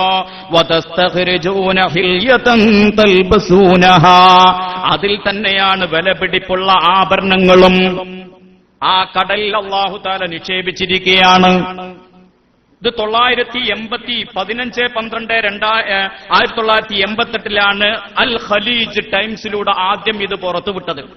അതിനുശേഷം ബഹ്റൈൻ കടപ്പുറത്തിൽ നിന്ന് 4 കിലോമീറ്റർ ഉള്ളിൽ ഉമ്മു സവാലി എന്ന് പറയുന്ന സ്ഥലത്തു നിന്നാണ് ഇന്ന് ബഹ്റൈനിലേക്ക് ശുദ്ധജലം അടിച്ചു കയറ്റുന്നത്, ഈ കടലിൽ നിന്ന്. ഈ സന്ദേശം, ശുദ്ധ ഖുർആന്റെ ഈ സന്ദേശം, ശുദ്ധവെള്ളം കടലിലുണ്ട്, കുടിക്കാനും കുളിക്കാനും ഒക്കെ പറ്റിയത്. അള്ളാഹുവിന്റെ മുന്നറിയിപ്പ് വിശുദ്ധ ഖുർആനിൽ നിന്ന് നോക്കൂ നിങ്ങൾ. ഞാൻ എന്റെ പ്രിയപ്പെട്ട മുഅ്മിനീങ്ങളോട് സൂചിപ്പിക്കാണ്, ഇങ്ങനെ ഖുർആന്റെ ഈ സന്ദേശങ്ങൾ വിളിച്ചു പറഞ്ഞു എന്നതിന്റെ പേരിൽ ഒരു ശാസ്ത്രജ്ഞനെ പോലും മുസ്ലിം ലോകം ഇതുവരെ പീഡിപ്പിച്ചിട്ടില്ല. അതേ സ്ഥാനത്ത് ഇന്ന് നിങ്ങൾക്കറിയോ, നമ്മുടെ സ്കൂളിലെ പുസ്തകങ്ങൾ സയൻസിലാകാതെ ഓരോന്നും വിമാനം കണ്ടുപിടിച്ചു, റേഡിയോ കണ്ടുപിടിച്ചു, അത് കണ്ടുപിടിച്ചു, ഇത് കണ്ടുപിടിച്ചു, എല്ലാറ്റിന്റെയും പിതാവായിട്ട് അവരോധിക്കുന്നത് ഒരു വിഭാഗം ഉണ്ടല്ലോ. ആ വിഭാഗം ലോകത്ത് 17,000-ഓളം ശാസ്ത്രജ്ഞന്മാരെ പീഡിപ്പിക്കുകയും കൊല്ലുകയും ചെയ്തിട്ടുണ്ട്. ഏതുവരെ 1633 ഭൂമി കറങ്ങുന്നുണ്ട് എന്ന സത്യം ലോകത്തോട് വിളിച്ചു പറഞ്ഞ ഗലീലിയോ, ആ ഗലീലിയോയെ ഭൂമി കറങ്ങുന്നു എന്നത് വിശ്വസിക്കാൻ അന്ന് അവിടുത്തെ പാതിരിക്കൂട്ടങ്ങൾക്ക് കഴിഞ്ഞില്ല. അവര് പറഞ്ഞു, ഈ സത്യം വിളിച്ചു പറഞ്ഞാൽ അത് തങ്ങളുടെ പ്രമാണങ്ങൾക്കും തങ്ങളുടെ ഗ്രന്ഥങ്ങൾക്കും എതിരാവും. സഭയ്ക്കെതിരാവും. സഭ പറയാത്തൊരു കാര്യം വേറെ ആരും പറയാൻ പാടില്ല. അങ്ങനെ ഗലീലിയോയെ ശിക്ഷിച്ചില്ലേ പ്രിയപ്പെട്ടവരെ? ഇറ്റലിയിലെ പിസാ ഗോപുരത്തിന്റെ മുകളിലേക്ക് കയറിയിട്ട് അദ്ദേഹത്തെ കോടതി വിധിച്ചതാ. ഇത്തരം ശാസ്ത്രജ്ഞന്മാരെ ശിക്ഷിക്കാൻ വരെ ഒരു പ്രത്യേക കോടതി, നമ്മളറിയില്ലേ, പെട്ടെന്ന് തട്ടിക്കൂടുന്ന കോടതി. മാറാട് കലാപത്തെക്കുറിച്ച് ഒരു വിധി പറയാം, മാറാട് സ്പെഷ്യൽ കോടതി എന്നതുപോലെ ആ കാലഘട്ടത്തിൽ ശാസ്ത്ര സത്യങ്ങൾ വിളിച്ചു പറയുന്ന ശാസ്ത്രജ്ഞന്മാരെ അവർക്കെതിരെ ശിക്ഷ നടപ്പിലാക്കാൻ പ്രത്യേക കോടതി, ഇൻക്വസിഷൻ എന്ന് പറയുന്ന പ്രത്യേക കോടതി തന്നെ ഉണ്ടാക്കിയിരുന്ന ആ കോടതി പ്രകാരം ലോകത്ത് വലിയ ഒരു സന്ദേശം വിളിച്ചു പറഞ്ഞ ഗലീലിയോയ്ക്ക് കൊടുത്ത ശിക്ഷ എന്തെന്നറിയോ? പിസാ ഗോപുരത്തിന്റെ മുകളിൽ, ഏറ്റവും മുകളിൽ കയറിയിട്ട് അവിടുന്ന് 10,000 സാക്ഷി നിർത്തിയിട്ട് അതിന്റെ മുകളിൽ നിന്ന് തള്ളിയിട്ട് കൊല്ലാൻ. അദ്ദേഹത്തിന്റെ കൈ ബന്ധിച്ചു, അദ്ദേഹത്തിന്റെ കുറ്റപത്രം വായിച്ചു കേൾപ്പിച്ചു. അദ്ദേഹം കുറ്റം സമ്മതിച്ചു. ചോദിച്ചു, നിങ്ങൾ പിൻവാങ്ങുന്നുണ്ടോ? ഇല്ല. ഭൂമി കറങ്ങുന്നു, എനിക്കെന്റെ കണ്ടെത്തലിനെ മൂടിവെക്കാൻ കഴിയില്ല. എന്നാ ശിക്ഷ ഏറ്റുവാങ്ങാൻ തയ്യാറല്ലേ? തയ്യാറാണ്. കൈയൊക്കെ പിന്നിലേക്ക് ബന്ധിച്ചിട്ട് പിസാ ഗോപുരത്തിന്റെ മുകളിലേക്ക് കയറ്റി. 1000കണക്കിന് സഭാവിശ്വാസികൾ കൂടി നിൽക്കെ അതിന്റെ മുകളിൽ നിന്ന് താഴോട്ട് നോക്കിയപ്പോ അദ്ദേഹത്തിന് ബേജാറുകൂടി, പേടിയായി. അയാൾ പറഞ്ഞു, ഭൂമി കറങ്ങണില്ല പറഞ്ഞു. ഇല്ല. അങ്ങനെ താഴോട്ടിറങ്ങിയിട്ട് അയാളുടെ മനസാക്ഷിക്ക് എതിരാണ് ഞാൻ പറഞ്ഞത്, ഞാനൊരു ഭീരുവായല്ലോ എന്ന് മനസ്സിലാക്കിയിട്ട് നിലത്ത് 2 ചവിട്ടാഞ്ഞ് ചവിട്ടിയിട്ട് അയാൾ പറഞ്ഞു, ഭൂമി കറങ്ങുന്നുണ്ട്. അദ്ദേഹത്തെ തുറുങ്കിലടച്ചു. കണ്ണിന്റെ കാഴ്ച നഷ്ടപ്പെട്ട് അവിടെ നല്ലേ മരിച്ചത്. ഭൂമിയല്ല, സൂര്യൻ ചലിക്കുന്നു, ഓരോ ഗോളങ്ങളും ചലിക്കുന്നു. നോക്കൂ നിങ്ങൾ, അതാ വിശുദ്ധ ഖുർആന്റെ ആഴങ്ങള്, അതാ വിശുദ്ധ ഖുർആന്റെ മുത്തുകള് ലോകത്തിന് നമുക്ക് സമർപ്പിക്കാനുള്ളത്. അള്ളാഹു ഇത് പഠിക്കാനുള്ള തൗഫീക്ക് നമുക്ക് നൽകുമാറാകട്ടെ. ഇങ്ങനെ ഓരോരോ സംഭവങ്ങളും. മറ്റൊരു സംഭവത്തെക്കുറിച്ച് എന്റെ പ്രിയപ്പെട്ടവരോട്, പുനർജന്മം എല്ലാവർക്കും സംശയമുള്ളതാണ്. വിശ്വാസികൾക്ക് പോലും എങ്ങനെ അത് സംഭവിക്കുക? അല്ലേ? ഒറ്റ ഉദാഹരണം കൂടി പറയും, എങ്ങനെ അത് സംഭവിക്കുക? മരിച്ചത് ഈ പള്ളിന്റെ പരിസരത്ത് 1000കണക്കിന് വിശ്വാസികളാണ് മറവട്ട് കിടക്കുന്നത്, ആണും പെണ്ണും, നമ്മളെ വല്ലിപ്പാരും വല്യന്മാരും. ഇപ്പൊ ഇനി അഥവാ ഒരു കബർ മാന്തി നോക്കി അതിൽ എന്തെങ്കിലും ഉണ്ടോ? ആള് പോയിട്ട് എല്ലിന്റെ പൊടി പോലും ഇല്ലല്ലോ, ഒരു മുടിന്റെ ഒരു ഇഴ പോലും അതിൽ കാണാൻ കഴിയില്ല, ഒക്കെ മണ്ണായി പോയി. ഇനി അതിൽ വേണമെങ്കിൽ വേറെ ജനാസ കൊണ്ടുപോയിട്ട് മറമാടാൻ ഒരു വിരോധമില്ല, ഇല്ലേ? അങ്ങനെ ഈ ഭൂമിയിൽ മണ്ണിനോട് മണ്ണായി പോയ ഈ ആളുകളെ മുഴുവൻ ഇസ്രാഫീൽ അലൈഹിസ്സലാം സൂറെന്ന കാലത്തിൽ 2ാമത് ഊതുമ്പോ എല്ലാവരും ഇങ്ങനെ നമ്മളാ പാറ്റ പൊടിഞ്ഞു വരുന്നത് പോലെ ഭൂമിയിൽ നിന്ന് ഇങ്ങനെ ഉയർത്തെഴുന്നേൽപ്പിച്ച് വരുമെന്ന് പറയുമ്പോ എങ്ങനെയപ്പത്? എന്തൊരു മേജിക്കാണത്, ഇല്ലേ?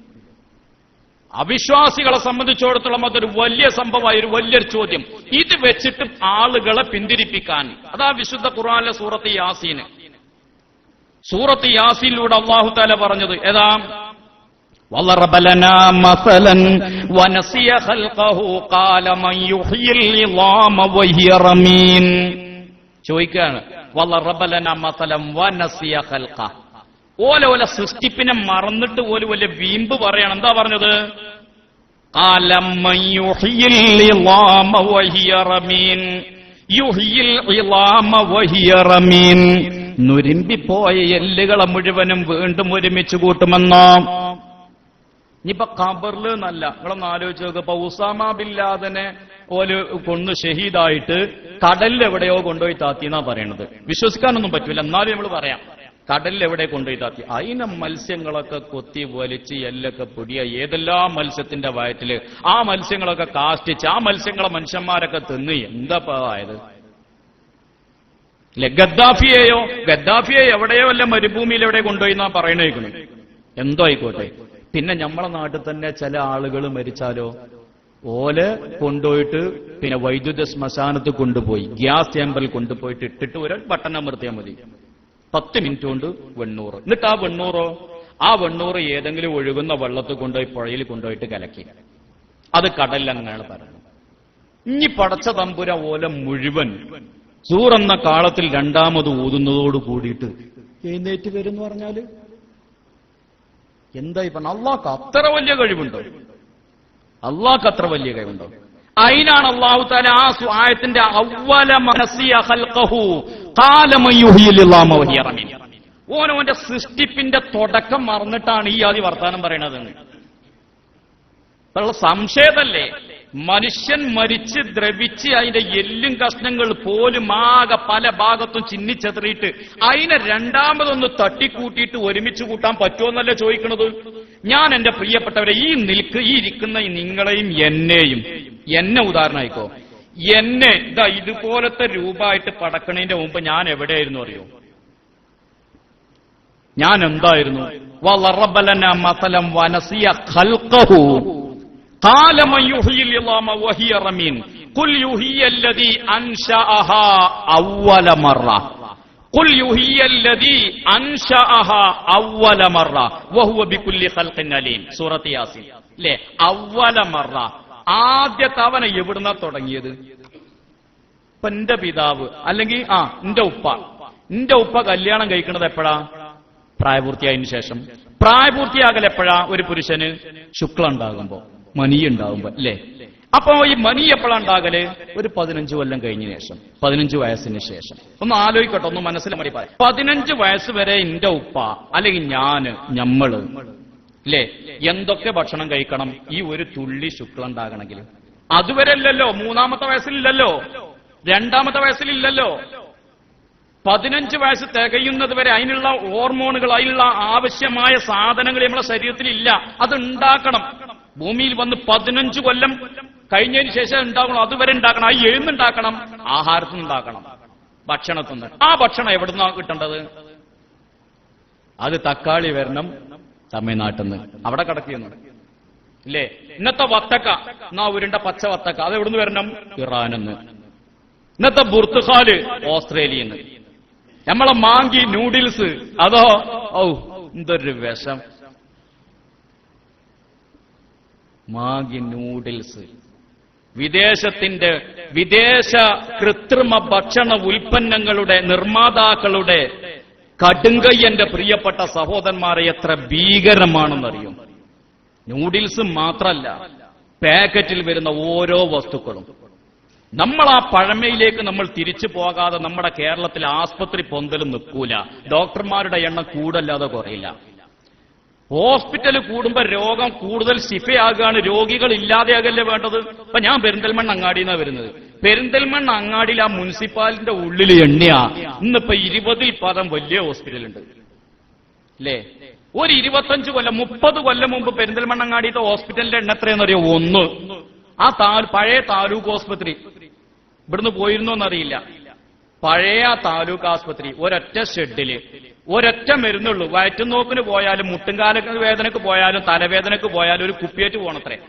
ഞാനും കണ്ടിട്ടുണ്ട് ചെറുപ്പത്തിലേക്ക്. ഒരു കുപ്പിയേറ്റ് പോകണം, എന്നിട്ടൊരു ചോന്ന വെള്ളം കിട്ടും. കുപ്പി അവിടെ നിട്ടൂല, നമ്മൾ കുപ്പിയേറ്റ് പോകണം. ഒരു ചോന്ന വെള്ളം, അതിനെന്തൊരു മിക്സ്ചറും എന്തൊരു പേരും പറയും. ഇതാണ് മരുന്ന് എല്ലാറ്റും. അവിടേക്ക് പോവലെപ്പോഴാ? ആസ്പത്രിക്കൊക്കെ പോവല്, ഡോക്ടർമാർക്ക് പോകല് അങ്ങേ അറ്റെത്തുമ്പോ.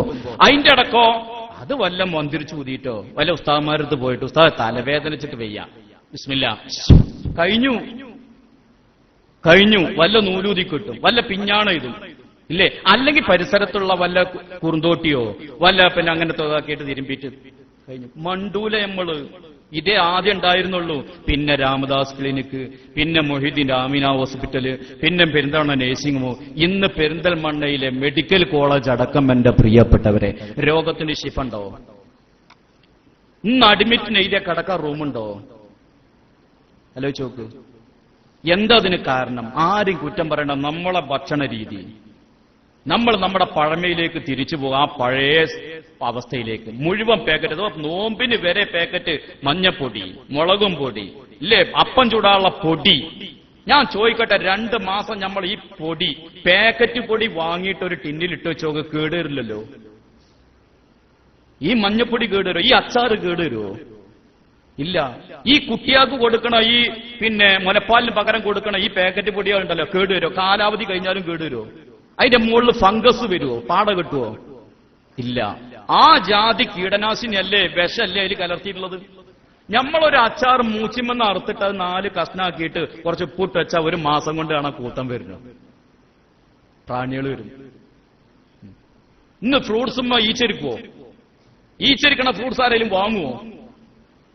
ഇന്ന് ഫ്രൂട്ട്സുമ്മ ഈച്ചിരിക്കില്ല. ഈച്ചക്കും കുറച്ചൊക്കെ അന്തണ്ട്, ഹൈമ വിഷാണെന്നുള്ളത്. ഈച്ചരിക്കില്ല. ഈച്ച ഇരുന്നിട്ട് നമ്മൾ നെറ്റല്ലേ എന്ന് കച്ചവടക്കാരിട്ടിരുന്നത്. ഇന്നൊരു ഈച്ച ഇരിക്കട്ടെ, ഒറ്റ ഇരുത്തായിരിക്കുള്ളൂ ഈച്ച. ഇന്ന് നമ്മൾ കൂടുതലും മുരിങ്ങിയും ചീരയല്ലേ വാങ്ങണത്, കൂടുതലും അത്താഴത്തിന്. ചീരമ്മ നമ്മൾ തെരഞ്ഞെടുക്കുക ഏതാണെന്നറിയോ? അങ്ങനെ എടുത്ത് നോക്കിയിട്ട് കുടഞ്ഞു നോക്കിയിട്ട് വല്ല ഓട്ടി ഇലമുണ്ടോന്ന്. നമുക്ക് ഫ്രഷ് വേണം, നല്ല ചൊറുക്കുള്ള പോളിഷ് ചെയ്തത്, ഇല്ലേ? ശരിക്കും ഓട്ടുള്ളതല്ല എടുക്കേണ്ടത്. ഓട്ടുള്ളീമേ വല്ല പ്രാണികൾ കടിച്ച ഓട്ടുള്ളീമ വിഷല്ല. ഓട്ടല്ലാത്തീമ നല്ല നന്നായിട്ട് പെരക്കിയിട്ടുണ്ട്.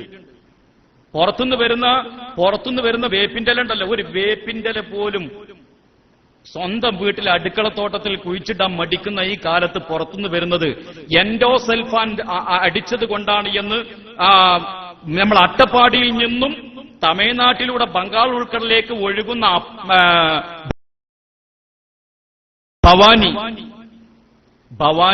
ഭവാനിപ്പുഴയിലെ വെള്ളം ശുദ്ധമായ വെള്ളമാണ്. ഭവാനിപ്പുഴയിലെ വെള്ളം ഔഷധ വെള്ളം. കാരണം കാട്ടിലെ വേരുകളിലൂടെയാണ് അത് ഒഴുകി വരുന്നത്.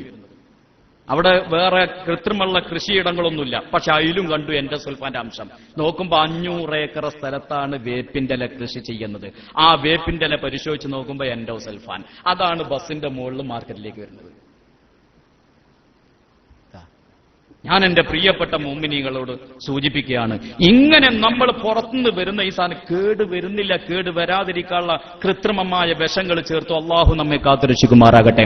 ഞാൻ പറഞ്ഞുകൊണ്ട് വന്നു, ഇങ്ങനെ പല ഭാഗത്തുനിന്നും അരി, ആന്ധ്രയിൽ നിന്ന് വരുന്ന അരി, ഇല്ലേ, അതുപോലെ തന്നെ ഗോതമ്പ്, പല ഭാഗത്തുനിന്നും വരുന്ന ആഹാരം 15 കൊല്ലം കഴിക്കുമ്പോ അതിന്റെ സത്തയായിട്ടാണ് ഒരു തുള്ളി ബീജം ഉണ്ടാകുന്നത്. പല ഭാഗത്ത് ചെതറിക്കിടക്കുക. നമ്മളൊന്ന് വാങ്ങ ഇറച്ചി വരെ തമിഴ്നാട്ടിൽ നിന്നും മാണിയംകുളത്ത് വന്നതാണ്, അല്ലേ? കോഴി വാളയാർ ചെക്ക് പോസ്റ്റിന്റെ അപ്പുറത്തുനിന്ന് വരികയാണ്. പല ഭാഗത്തുനിന്നും ചെതറിക്കിടക്കുന്ന ആഹാരങ്ങളെ നമ്മുടെ മാർക്കറ്റിൽ വന്ന് നമ്മളത് വാങ്ങി ഭക്ഷണമായിട്ട് ഉപയോഗിച്ച് അങ്ങനെ 15 കൊല്ലം കഴിച്ചപ്പോൾ അതിന്റെ വിറ്റാമിനുകളിൽ നിന്നാണ് ഒരു തുള്ളി ശുക്ലം. പല ഭാഗത്തും ചെതറിയതിനെ ഒരുമിച്ച് കൂട്ടിയിട്ട് ഒരു തുള്ളി ശുക്ലം, ഒരു തുള്ളി ബീജം. ആ ഒരു തുള്ളി ബീജത്തിൽ 5 ലക്ഷം അണുക്കൾ. 5 ലക്ഷം അണുക്കളിൽ നിന്ന് ഒരണു നമ്മുടെ ഉമ്മാന്റെ ഗർഭപാത്രത്തിന്റെ ഭിത്തി തുളച്ചതിന്റെ ഉള്ളിൽ കയറി അണ്ടവുമായി ചേർന്ന് ഒരു ഭ്രൂണം രൂപപ്പെട്ടു. ഇതല്ലേ നമ്മളെ തുടക്കം? അതാ അല്ലാഹു ചോദിച്ചത്, വനസിയ ഖൽഖഹു ഖാല മൻ യുഹ്യിൽ ഇളാമ വഹിയ റമീൻ ഖുൽ യുഹ്യില്ലദീ അൻശഅഹാ അവ്വല മറ. നിന്റെ ആദ്യത്തെ സൃഷ്ടിപ്പൊന്ന് പഠിച്ചു നോക്കടോ, എന്നിട്ടല്ലേ രണ്ടാമത്തത്. സുമ്മ ഖലഖനാഹു ഫീ ഖറാരിൻ മകീൻ. അല്ലാഹു തആല നിന്നെ വളർത്തിയത് വളരെ ഭദ്രമായ ഒരു അറയിലാണ്.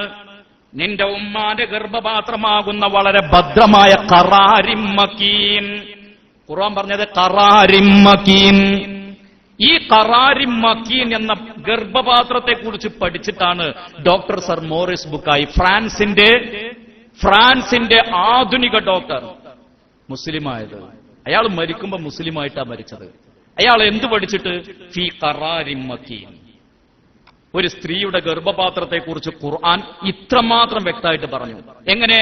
യഖ്ലുഖുകും ഫീ ബുതൂനി ഉമ്മഹാതികും ഖൽഖൻ മിൻ ബഅദി ഖൽഖിൻ ഫീ ളുലുമാതിൻ സലാസ് ഒരു കുഞ്ഞിന്റെ വളർച്ച പൂർണ്ണമാകുന്നത് വ്യത്യസ്ത ഘട്ടത്തിലാണ്. ഫീ ളുലുമാത്തിൻ സലാസ്, 3 അറകളിൽ, 3 ഇരുളുകളിൽ. ഖുർആൻ പറയാം ഫീ ളുലുമാത്തിൻ സലാസ്. എന്നിട്ട് ഡോക്ടർ സർ മോറിസ് ബുക്കായി ഇപ്പൊ MBBS പഠിക്കുന്ന പുസ്തകത്തിൽ 3 പേര് വെച്ചു. ഒന്ന് ആംനിയോൺ, കോറിയോൺ, ഡിസ്ഡുവ. 3 അറകള്, 3 സംരക്ഷണ ഭിത്തികള്. നമ്മൾ വാട്ടർ ബെഡ് കടത്തൂലേ തളർന്ന ആളുകളെ? കൊട്ടം പടിമ കടത്തിയ ശരീരം പൊട്ടും. കാരണം തൊലി ദ്രവിച്ചു പോയിട്ടുണ്ടാകും. അതുകൊണ്ട് ശരീരം പൊട്ടും, വൃണാകും. അതുകൊണ്ടാണ് വാട്ടർ ബെഡ് അല്ലെങ്കിൽ എയർ ബെഡ് കടത്തുക.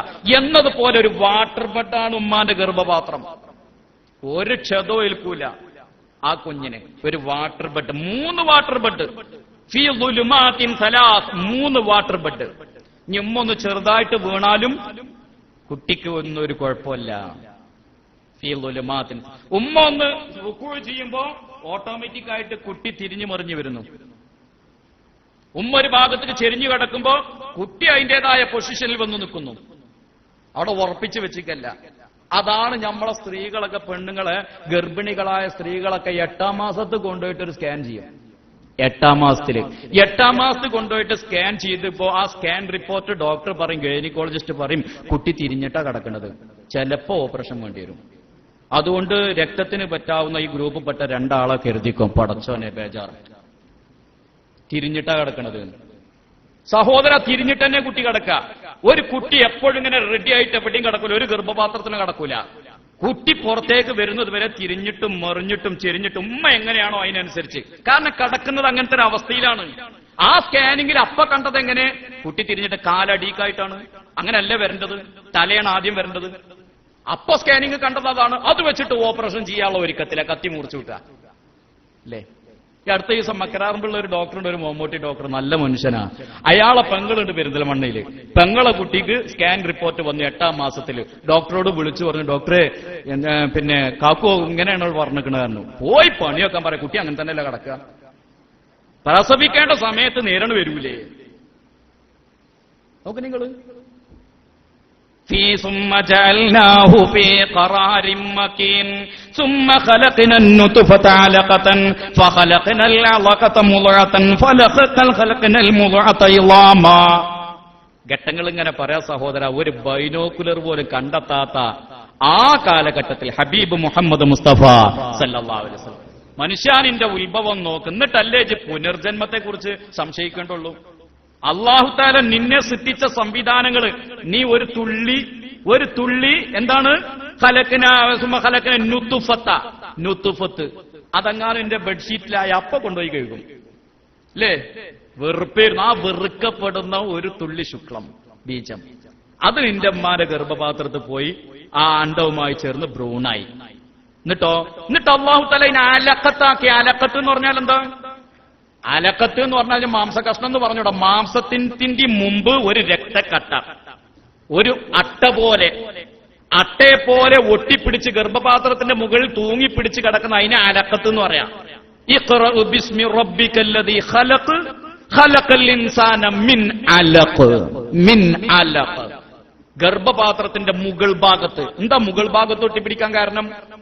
അവിടുന്നാണ് മെൻസസ് രക്തം പുറപ്പെടുന്നത്. കുട്ടികളെ പുസ്തകത്തിലുണ്ടാവും. മെൻസസ് എന്ന് പറഞ്ഞാൽ, ഹൈദ് എന്ന് പറഞ്ഞാൽ ഗർഭപാത്രത്തിന്റെ അങ്ങേ അറ്റത്തുനിന്ന് പുറപ്പെടുന്ന രക്താണ്. അങ്ങേ അറ്റത്തുനിന്ന് പുറപ്പെടുന്ന രക്തം കുടിച്ചിട്ടാണ് ഈ അലക്കത്താകുന്ന ഈ അട്ട വലുതാകുന്നത്. അതാ അലക്കത്ത്. എന്നിട്ട് പിന്നെ അതെന്തായി? മാംസകഷ്ണം, ചെറിയ മാംസകഷ്ണം. അതിന് അല്ലാഹു തആല എല്ലാക്കി. ആ എല്ലിന്റെ മുകളിൽ വീണ്ടും മാംസം. ഇത് ആരായി പണിയെടുക്കുന്നത്? ഈ പണിയെടുക്കണ അള്ളാഹിനോടാണോ ചോദിക്കുന്നത്? എങ്ങനെ ഇളാമയ വഹിയറമീം, നുരിമ്പിയ എല്ലിനെ വീണ്ടും എങ്ങനെ പുനർജന്മം ഉണ്ടാക്കുക എന്നുള്ളത്? അതുകൊണ്ട് എന്റെ പ്രിയപ്പെട്ട സഹോദരന്മാരെ, പുനർജന്മത്തെ കുറിച്ച് വേറെ രസകരമായ ഒരു ചോദ്യം അള്ളാഹു ചോദിക്കുക.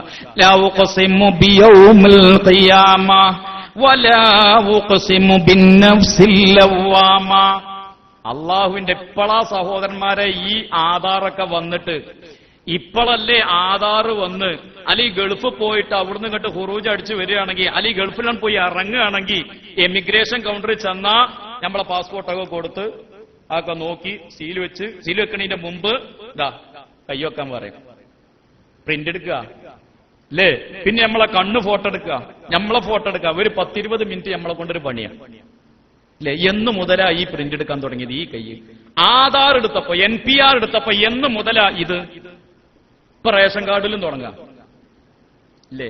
എന്നോണ്ട് ഖുർആനിലത് നിന്നുണ്ട്. ലാ ഉഖ്സിമു ബിയൗമിൽ ഖിയാമ, ഖിയാമനാളിനെ തന്നെയാണ് സത്യം. വലാ ഉഖ്സിമു ബിന്നഫ്സിൽ ലവ്വാമ, സ്വയം ആക്ഷേപിക്കുന്ന മനസ്സിനെ തന്നെയാണ് സത്യം. അയഹ്സബുൽ ഇൻസാൻ അല്ലൻ നജ്മഅ യളാമ, നുരുമ്പിപ്പോയ എല്ലുകളെ പടച്ച തമ്പുരാന് ഒരുമിച്ച് കൂട്ടാൻ കഴിയുമോ എന്ന കാര്യത്തിൽ സംശയമുണ്ടോ? അയഹ്സബുൽ ഇൻസാൻ, മനുഷ്യൻ വിചാരിക്കുന്നുണ്ടോ? അല്ലൻ നജ്മഅ യളാമ, ഈ പള്ളിക്കാടിൽ 100 വർഷങ്ങൾക്ക് മുമ്പ് മറമട്ട് കിടക്കുന്ന ആളുകളുടെ നുരുമ്പിപ്പോയ എല്ലുകളെ ഒരുമിച്ച് കൂട്ടാൻ അല്ലാഹുക്ക് കഴിയോ എന്നാരെങ്കിലും സംശയിക്കുന്നുണ്ടെങ്കിൽ, ബലാ ഖാദിരീന അലാ അൻ നുസവ്വിയ ബനാന, നിന്റെ വിരൽ തുമ്പുകളെ സംവിധാനിച്ച റബ്ബിനെ ഒന്ന് ഓർത്തു നോക്കണേ. അതിന് കഴിവുള്ളവനാ അല്ലാഹ്. നിന്റെ വിരൽ തുമ്പ്, ബലാ ഖാദിരീന അലാ അൻ നുസവ്വിയ ബനാന, അലാ അൻ നുസവ്വിയ ബനാന. ഇപ്പൊ എന്റെ ഈ വിരലിന്റെ ഈ തള്ളവിരലുണ്ടല്ലോ, ഇത് മുമ്പ് നമ്മൾ കണ്ടിരുന്നു. പിന്നെ വിധവാ പെൻഷനൊക്കെ വന്ന വല്യമാരെ കൊണ്ട് ആ മഷീനെ മുക്കിയിട്ട് ഒരു 4 തിരിച്ചലാം. അന്നും ഇതിന്റെ കൈക്കുമത്തെന്താ നമുക്ക് മനസ്സിലായിരുന്നില്ല. ബലാ ഖാദിരീന അലാ അൻ നുസവ്വിയ ബനാന. സഹോദര, ഈ 1.5 ഇഞ്ച് ചുറ്റളവിലുള്ള ഈ ചെറിയ സൂക്ഷ്മമായ കലാപരിപാടി ഉണ്ടല്ലോ, കൊത്തുപണി. ഈ കൊത്തുപണി, ഇതിന്റെ ഉള്ളിലുള്ള ഈ കൊത്തുപണി, ഇത് എന്റെ പോലെ ലോകത്ത് വേറെ ആർക്കും ഇല്ല. ചിലപ്പോ നമ്മൾ എന്റെ മുഖച്ചായിൽ ഒരാളെ കണ്ടു എന്ന് പറയും, ഞാൻ ദാരിമ്യ വിചാരിച്ചിട്ട് പോയി പുറത്തൊരു കൊട്ടു കൊട്ടിയിട്ട് അസ്സലാമു അലൈക്കും എന്ന് പറഞ്ഞു, പിന്നെ അബദ്ധം മനസ്സിലായത് അല്ലേ? ചിലപ്പോ ഓരോ ഇരട്ടകളെ കണ്ടാ തിരിച്ചറിയാത്തവർ വരും. ആ ഇരട്ടകൾക്കാണെങ്കിലും സഹോദര, ഇതിന്റെ ഉള്ളിലുള്ള ഈ പണി രണ്ടാ. എവിടെങ്കിലും ഒരു ചേഞ്ച് ആലോചിച്ച് നോക്കുക. 600 കോടി ലഹലുണ്ട് ലോകത്ത് ഇന്ന്.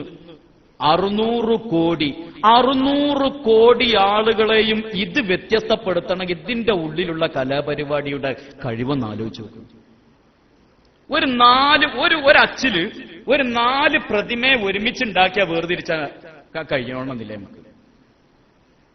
4 എണ്ണം നോക്ക്. ഇതിന്റെ ഉള്ളിൽ 600 എണ്ണം, 600 ആളുകളിൽ നിന്ന് എന്നെ വേർതിരിക്കും. അതിനപ്പൊ ഈ പ്രിന്റ് എടുക്കണത് ആധാറിൽ. അതിനാണ് ഗൾഫിലൊക്കെ പോയി ഇറങ്ങിയ ഈ ഫിംഗർ പ്രിന്റ് എടുക്കുന്നത്. സഹോദര, ഇതിനെ വ്യത്യസ്തമാക്കിയിട്ട് ഇത് സംവിധാനിച്ച അള്ളാഹുവിന് ഇനി വല്ല പണിയുണ്ടോ? ലോകത്ത് കടലിലാകട്ടെ കരയിലാകട്ടെ എവിടെ മരിച്ചു പോയ ആളുകളെ ഒരുമിച്ച് കൂട്ടാൻ ഇത് ചെയ്ത അള്ളാഹ്ക്ക് അതിന് അത് ഈസിയല്ലേ? ബലാ ഖാദിരീന അലാ അൻ നുസവ്വിയ ബനാന. നേരത്തെ അത്തിപ്പറ്റ ഉസ്താദ് പറഞ്ഞ പോലെ മരണത്തിനൊന്നും ഇപ്പൊ ആർക്കും ഒരു പേടിയില്ല. അതാലോചിക്കാനേ ടൈമില്ല. പടച്ചോനെ, ഉറപ്പല്ലേ സഹോദര, ഉറപ്പല്ലേ? പടച്ച റബ്ബ് നമ്മെ നല്ല നിലക്ക് മരിക്കാനുള്ള തൗഫീഖ് അല്ലാഹു തആല നമുക്ക് നൽകുമാറാകട്ടെ.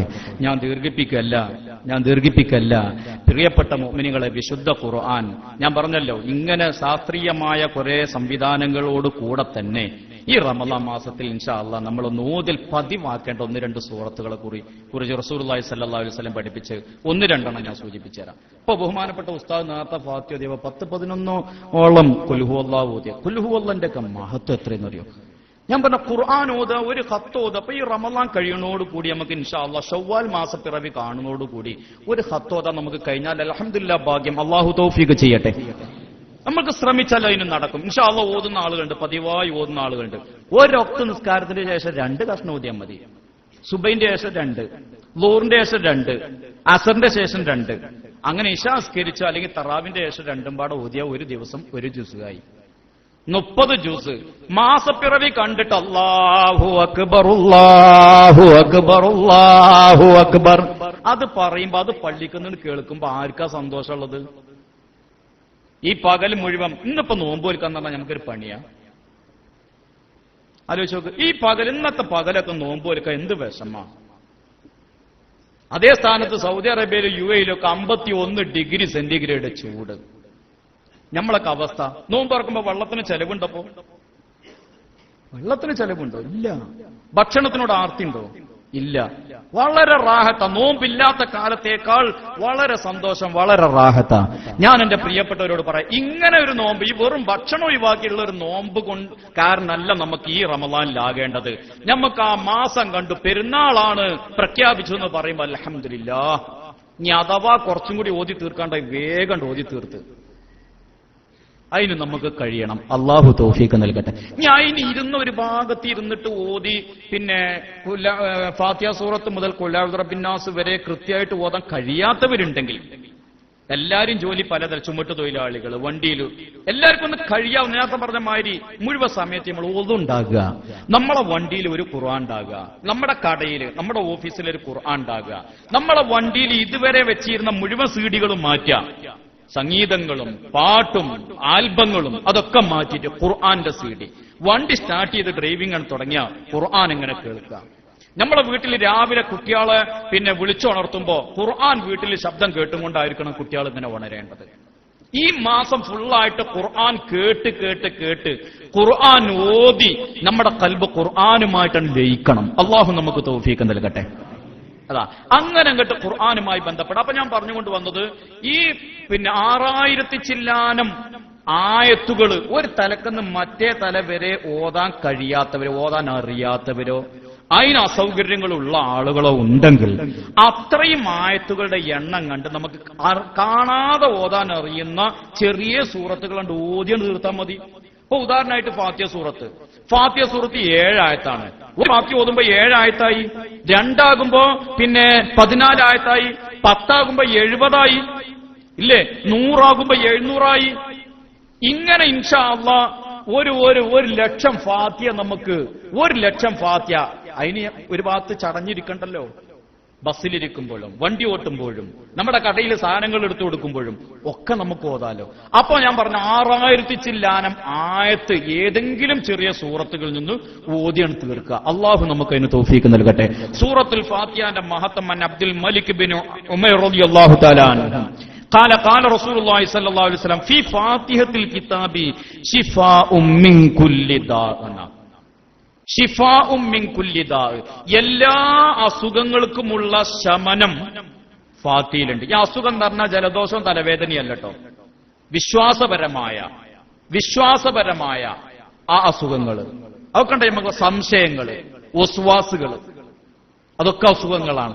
എന്തെല്ലാം നമ്മെ അലട്ടുന്ന അവസ്ഥകളുണ്ടോ അതിനൊക്കെ നമുക്ക് ഷിഫയാണ് സൂറത്തുൽ ഫാത്തിഹ. അത് ധാരാളമായിട്ട് ഓതുക.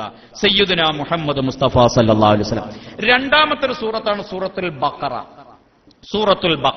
സൂറത്തുൽ ബഖറയെ സംബന്ധിച്ച് റസൂലുള്ളാഹി പറയാണ്, ഖാല ലാ തജ്അലു ബുയൂതകും മഖാബിറ. നിങ്ങളെ വീട്, നമ്മൾ ഉണ്ടാക്കിയ വീട് അല്ലേ, എത്ര വലിയ വീടാണെങ്കിലും അൽഹംദുലില്ലാഹ് ഒരു കുഴപ്പമില്ല, വീടിനോടുള്ള കടമ നിർവഹിച്ചാൽ മതി. വീടിനോട് ഇനി എത്ര റൂമുണ്ടെങ്കിലും, എത്ര വലിയ ഹാളാണെങ്കിലും, എത്ര വലിയ ഓഫീസാണെങ്കിലും ഒരു കുഴപ്പമില്ല, പക്ഷെ അതിനോടുള്ള ബാധ്യതകൾ നിർവഹിച്ചാൽ മതി. ഇതിനോടുള്ള ബാധ്യത എന്ന് പറഞ്ഞാൽ എന്താ? അവിടെ എപ്പോഴും ഭക്ഷണം വിളമ്പുക, അയൽവാസികൾ, കുടുംബങ്ങൾക്ക് സൽക്കാരങ്ങൾ ഉണ്ടാക്കുക, അവിടെ റബീഉൽ അവ്വൽ വരുമ്പോ മൗലിദ്, റസൂലുള്ളാഹിന്റെ ഹദ്റത്തിലേക്ക് കുറെ സലാത്ത് ചെല്ലുക. ഈ റമളാൻ മാസം വരുമ്പോ നമ്മളെ സുഹൃത്തുക്കളെയും ബന്ധപ്പെട്ടവരെയൊക്കെ വിളിച്ചിട്ടൊരു നോമ്പുറപ്പിക്കല്. അതിനല്ലേ വീട് വലുതാക്കുന്നത്. നമ്മളെ വീട്ടിൽ വിരുന്നുകാർ വേണം. അതാ, അല്ലാതെ നമ്മളെ ഭാര്യ 2 കുട്ടികളും, ഞാനും എന്റെ ഭാര്യ 2 കുട്ടികളും, ഞാനാണെങ്കിൽ എന്നും ഗൾഫിലാണ്, എപ്പോഴേലൊക്കെ ഉണ്ടാവുള്ളൂ. ഈ 2 കുട്ടികൾക്കും ഒരു ഭാര്യക്കും വേണ്ടി എന്തിനാ വലിയ കൊട്ടാരങ്ങൾ, വലിയ മ്യൂസിയങ്ങൾ ഉണ്ടാക്കുന്നത്? അങ്ങനെ ഉണ്ടാക്കിയിട്ടാ അതിൽ താമസക്കാർ വേറെ വരും. അതിൽ വീട് നിറച്ച ആളില്ലെങ്കിൽ, എല്ലാ റൂമിലും കടക്കാൻ ആളില്ലെങ്കിൽ, ഒഴിഞ്ഞ് വല്ല റൂമും കടക്കണുണ്ടോ നമ്മളെ വീട്ടില്? ഒഴിഞ്ഞ് കിടക്കണ്ടെങ്കിൽ അതിൽ വല്ല പൊടി ഉണക്കാടുക കയറും, അല്ലെങ്കിൽ അയലിട്ടുക കയറും, അല്ലെങ്കിൽ പൊട്ടിയ കസാല, കാലൊക്കെ പൊട്ടിയിട്ടുണ്ടെങ്കിൽ ആ കസാല കൊണ്ടുപോയി തള്ളുക കയറും ഇല്ലേ? അങ്ങനെ വല്ല ഒഴിഞ്ഞ റൂമും നമ്മുടെ വീട്ടിലുണ്ടെങ്കിൽ അതിൽ താമസക്കാർ വരും. നമ്മൾ ക്ഷണിക്കാതെ വരും, പെർമിഷനൊന്നും കൊടുക്കണ്ട, വരും ഇല്ലേ? ആ ക്ഷണിക്കാതെ വന്ന് താമസിക്കുന്ന ആളുകൾ ആ വീട്ടിൽ കയറി കൂടിയാൽ ആ കുടുംബത്തിന്റെ ബർക്കത്ത് പോയി, ആ കുടുംബത്തിന്റെ സ്വസ്ഥത പോയി, ആ കുടുംബത്തിലെ സ്നേഹം നഷ്ടപ്പെട്ടു, ആ കുടുംബത്തിൽ വഴക്കും വെക്കാണും ഒരു കാലത്തും നിൽക്കൂല, ആ കുടുംബത്തിലെ സംശയം തീരൂല. ക്ഷണിക്കാതെ വരുന്ന അതിഥികൾ, ശൈത്താൻ, പിശാച്, അള്ളാഹു കാത്തുരക്ഷിക്കട്ടെ. പിശാചെങ്ങാനും നമ്മുടെ വീടിന്റെ ഉള്ളിൽ കടന്നുകൂടിയാൽ ഭാര്യയും ഭർത്താവും തമ്മിലുള്ള ബന്ധത്തിൽ അകൽച്ച വന്നു. ഒരു ഫോൺ വന്ന, ഒരു മിസ് കോൾ വന്നാൽ സംശയങ്ങളായി. ഭാര്യ അറിയാതെ ഫോൺ പരിശോധിക്കായി. ഭർത്താവ് വന്ന ചോദ്യം ചെയ്യലായി. ഇങ്ങനെ എന്തെല്ലാം പ്രശ്നങ്ങൾ ഇല്ലേ? മക്കള് കുരുത്തം പിടിക്കൂല, വാപ്പാനിമാനി അനുസരിക്കൂല. നല്ല മക്കളായിരുന്നു. 5ാം ക്ലാസ്സിൽ പൊതുപരീക്ഷയിൽ ഫസ്റ്റാണ്, 7ാം ക്ലാസ്സിൽ പൊതുപരീക്ഷയിൽ അങ്ങനെയാണ്. പക്ഷെ വലുതാകും തോറും കുട്ടികൾ അനുസരണക്കേട്. എന്താ കാരണം? ഇതിന്റെ ഉള്ളിൽ മറ്റേ ആൾക്കാരുണ്ട്. ഓല് പോകാൻ എന്ത് ചെയ്യണം? അവിടെ എന്തെങ്കിലും വല്ല ഡെറ്റോൾ കൊണ്ട് കഴുകിയാ പോവോ? ഇല്ല. അതാ റസൂലുള്ളാഹി സ്വല്ലല്ലാഹു അലൈഹി വസല്ലം പറയുന്നു, ലാ തജ്അലു ബുയൂതകും മഖാബിറ. വീടുകളെ മൗനം. കുട്ടികളും ഇല്ലല്ലോ ഇന്ന് ചെറിയ കുട്ടികളില്ല. കാരണം കുട്ടി 1 2 ആകുമ്പോഴേക്കും നിർത്തി. കുട്ടികളൊക്കെ കോളേജിലും സ്കൂളിലും പോയി. പിന്നെ ഈ തള്ളിയും തന്തി ഒറ്റക്ക് ഇങ്ങനെ ഇരിക്കും. എത്രയും അരിച്ചിട്ടാ അവര് തമ്മിൽ സംസാരിക്കുക. ഒരു മൗനം. പിന്നെ ഫുൾ ടൈം TV, അതിന്റെ മുന്നിലിരിക്കുക. ഇല്ല, നിങ്ങളൊന്ന് ആലോചിച്ച് നോക്കി പ്രിയപ്പെട്ടവരെ. മക്കള് ബർക്കത്തല്ലേ? വീട് നിറയെ വികൃതി കാട്ടാനും, പാത്രങ്ങൾ എടുത്ത് ഉടക്കാനും, പാട്ടുപാടാനും, കരയാനും ഒരു പുണ്യല്ലേ? പടച്ചോൻ തരൂലേ കൂടുതലായിട്ട്? അപ്പൊ നിങ്ങൾ വീടുകൾ ഖബറുകളാക്കരുത്. ഇന്ന ശൈത്താന യൻഫിറു മിനൽ ബൈതി അല്ലദീ തഖറഉ ഫീഹി സൂറത്തുൽ ബഖറ. നമ്മുടെ വീടിന്റെ ഉള്ളിൽ വാതിൽ തുറന്നിട്ടാലും വരും, എന്ത് തുറന്നിട്ടാലും അതിന്റെ ഉള്ളിൽ കൂടി പിശാച് കടക്കും. അല്ലേ? എന്തൊരു സാധനം തുറക്കാൻ പറ്റാത്ത എന്ത് തുറന്നാലും അതിന്റെ ഉള്ളിൽ കൂടി പിശാച് കടക്കും. തുറക്കേണ്ട കാര്യം വരുമ്പോ അതിനനുസരിച്ച് തുറക്കണം. ഉദാഹരണമായിട്ട് നമ്മളെ വായ വല്ലാതെ തുറക്കാതെ കോട്ടായി ഇടുമ്പോ ആ സമയത്ത് റസൂലുള്ളാഹി തങ്ങൾ പറഞ്ഞു, ഇടത്തെ കൈയിന്റെ പിൻഭാഗം കൊണ്ട് വായ അടക്കണം, വല്ലാതെ ഓപ്പൺ ആക്കരുത്. എന്നിട്ടോ ആ ശബ്ദം വരരുതേ. ചില ആളുകൾ വായാണ്ട് കോട്ട, ചില അത് പിശാചിന്റെ ചിരിയ. കൈ വെക്കുക. അത് കഴിഞ്ഞ അഊദു ബില്ലാഹി മിനശ് ശൈത്വാനിർ റജീം എന്ന് പറയാം. അഊദു ബില്ലാഹി. ഇല്ലേ, ഇതിങ്ങനെ തുറന്നിട്ടിട്ട് മൂപ്പരെ ചിരിയും ചിരിച്ചാല് അതിന്റെ ഉള്ളിൽ കൂടിയാണ് കടന്നു പോകും. പിന്നെ ഓന് നിസ്കാരത്തെ കുറിച്ച് അലസനാകും, മുസായപ്പെടുത്താ ഉറങ്ങി തൂങ്ങും. പള്ളിയിൽ കുറച്ചേരം ഇരിക്കുമ്പോഴേക്ക് കാല് തരിച്ചും ഊര കടച്ചില് നീച്ചു പോകും. പള്ളിയിലുള്ളിൽ ഇരുന്ന ഇരിപ്പ് വരൂല. വെള്ളിയാഴ്ച ജുമാക്കൊക്കെ ഇഖാമത്ത് തുടക്കുമ്പോ വരും. 1ാം സലാം വീട്ടിൽ 2ാം സലാം പുറത്തുനിന്ന് വീട്ടും. ഇതിന്റെ ഉള്ളിൽ മറ്റേ ആളാണ്. തുറന്നു. മലമൂത്ര വിസർജനത്തിനും നമ്മളെ ശരീരത്തിൽ നിന്ന് തുറക്കപ്പെടും. മുന്തുവാരം തുറക്കും, പിന്തുവാരം തുറക്കും. ആ തുറക്കണ സമയത്ത് മൂപ്പര് അതിന്റെ ഉള്ളിൽ കൂടിയും കയറും. മൂപ്പരിക്കൊരു അറപ്പും വെറുപ്പൊന്നുമില്ല, കിട്ടിയോടത്തു കൂടി കയറും. ആ കയറുമ്പോ കയറാതിരിക്കാൻ വേണ്ടിയിട്ടാണ് അല്ലാഹുമ്മ ഇന്നി അഊദു ബിക മിനൽ ഖുബസി വൽ ഖബായിസി. പടച്ചോനെ, ഞാൻ മൂത്രമൊഴിക്കാൻ കയറുകയാണ്, ഞാൻ കാഷ്ടിക്കാൻ വേണ്ടി ബാത്റൂമിൽ കയറുക, അല്ലാഹു എല്ലാ പിശാചിന്റെ ശരണത്തൊട്ട് ഇതാക്കണേ. അത് ചെല്ലാൻ പറഞ്ഞത്. ഭാര്യ ഭർത്താക്കന്മാർ തമ്മിൽ ബന്ധപ്പെടുമ്പോഴും തുറക്കുമല്ലോ. അത് അല്ലാഹുമ്മ ജന്നിബിനി ശൈത്വാന വജന്നിബി ശൈത്വാന ഫീമാ റസഖ്തന.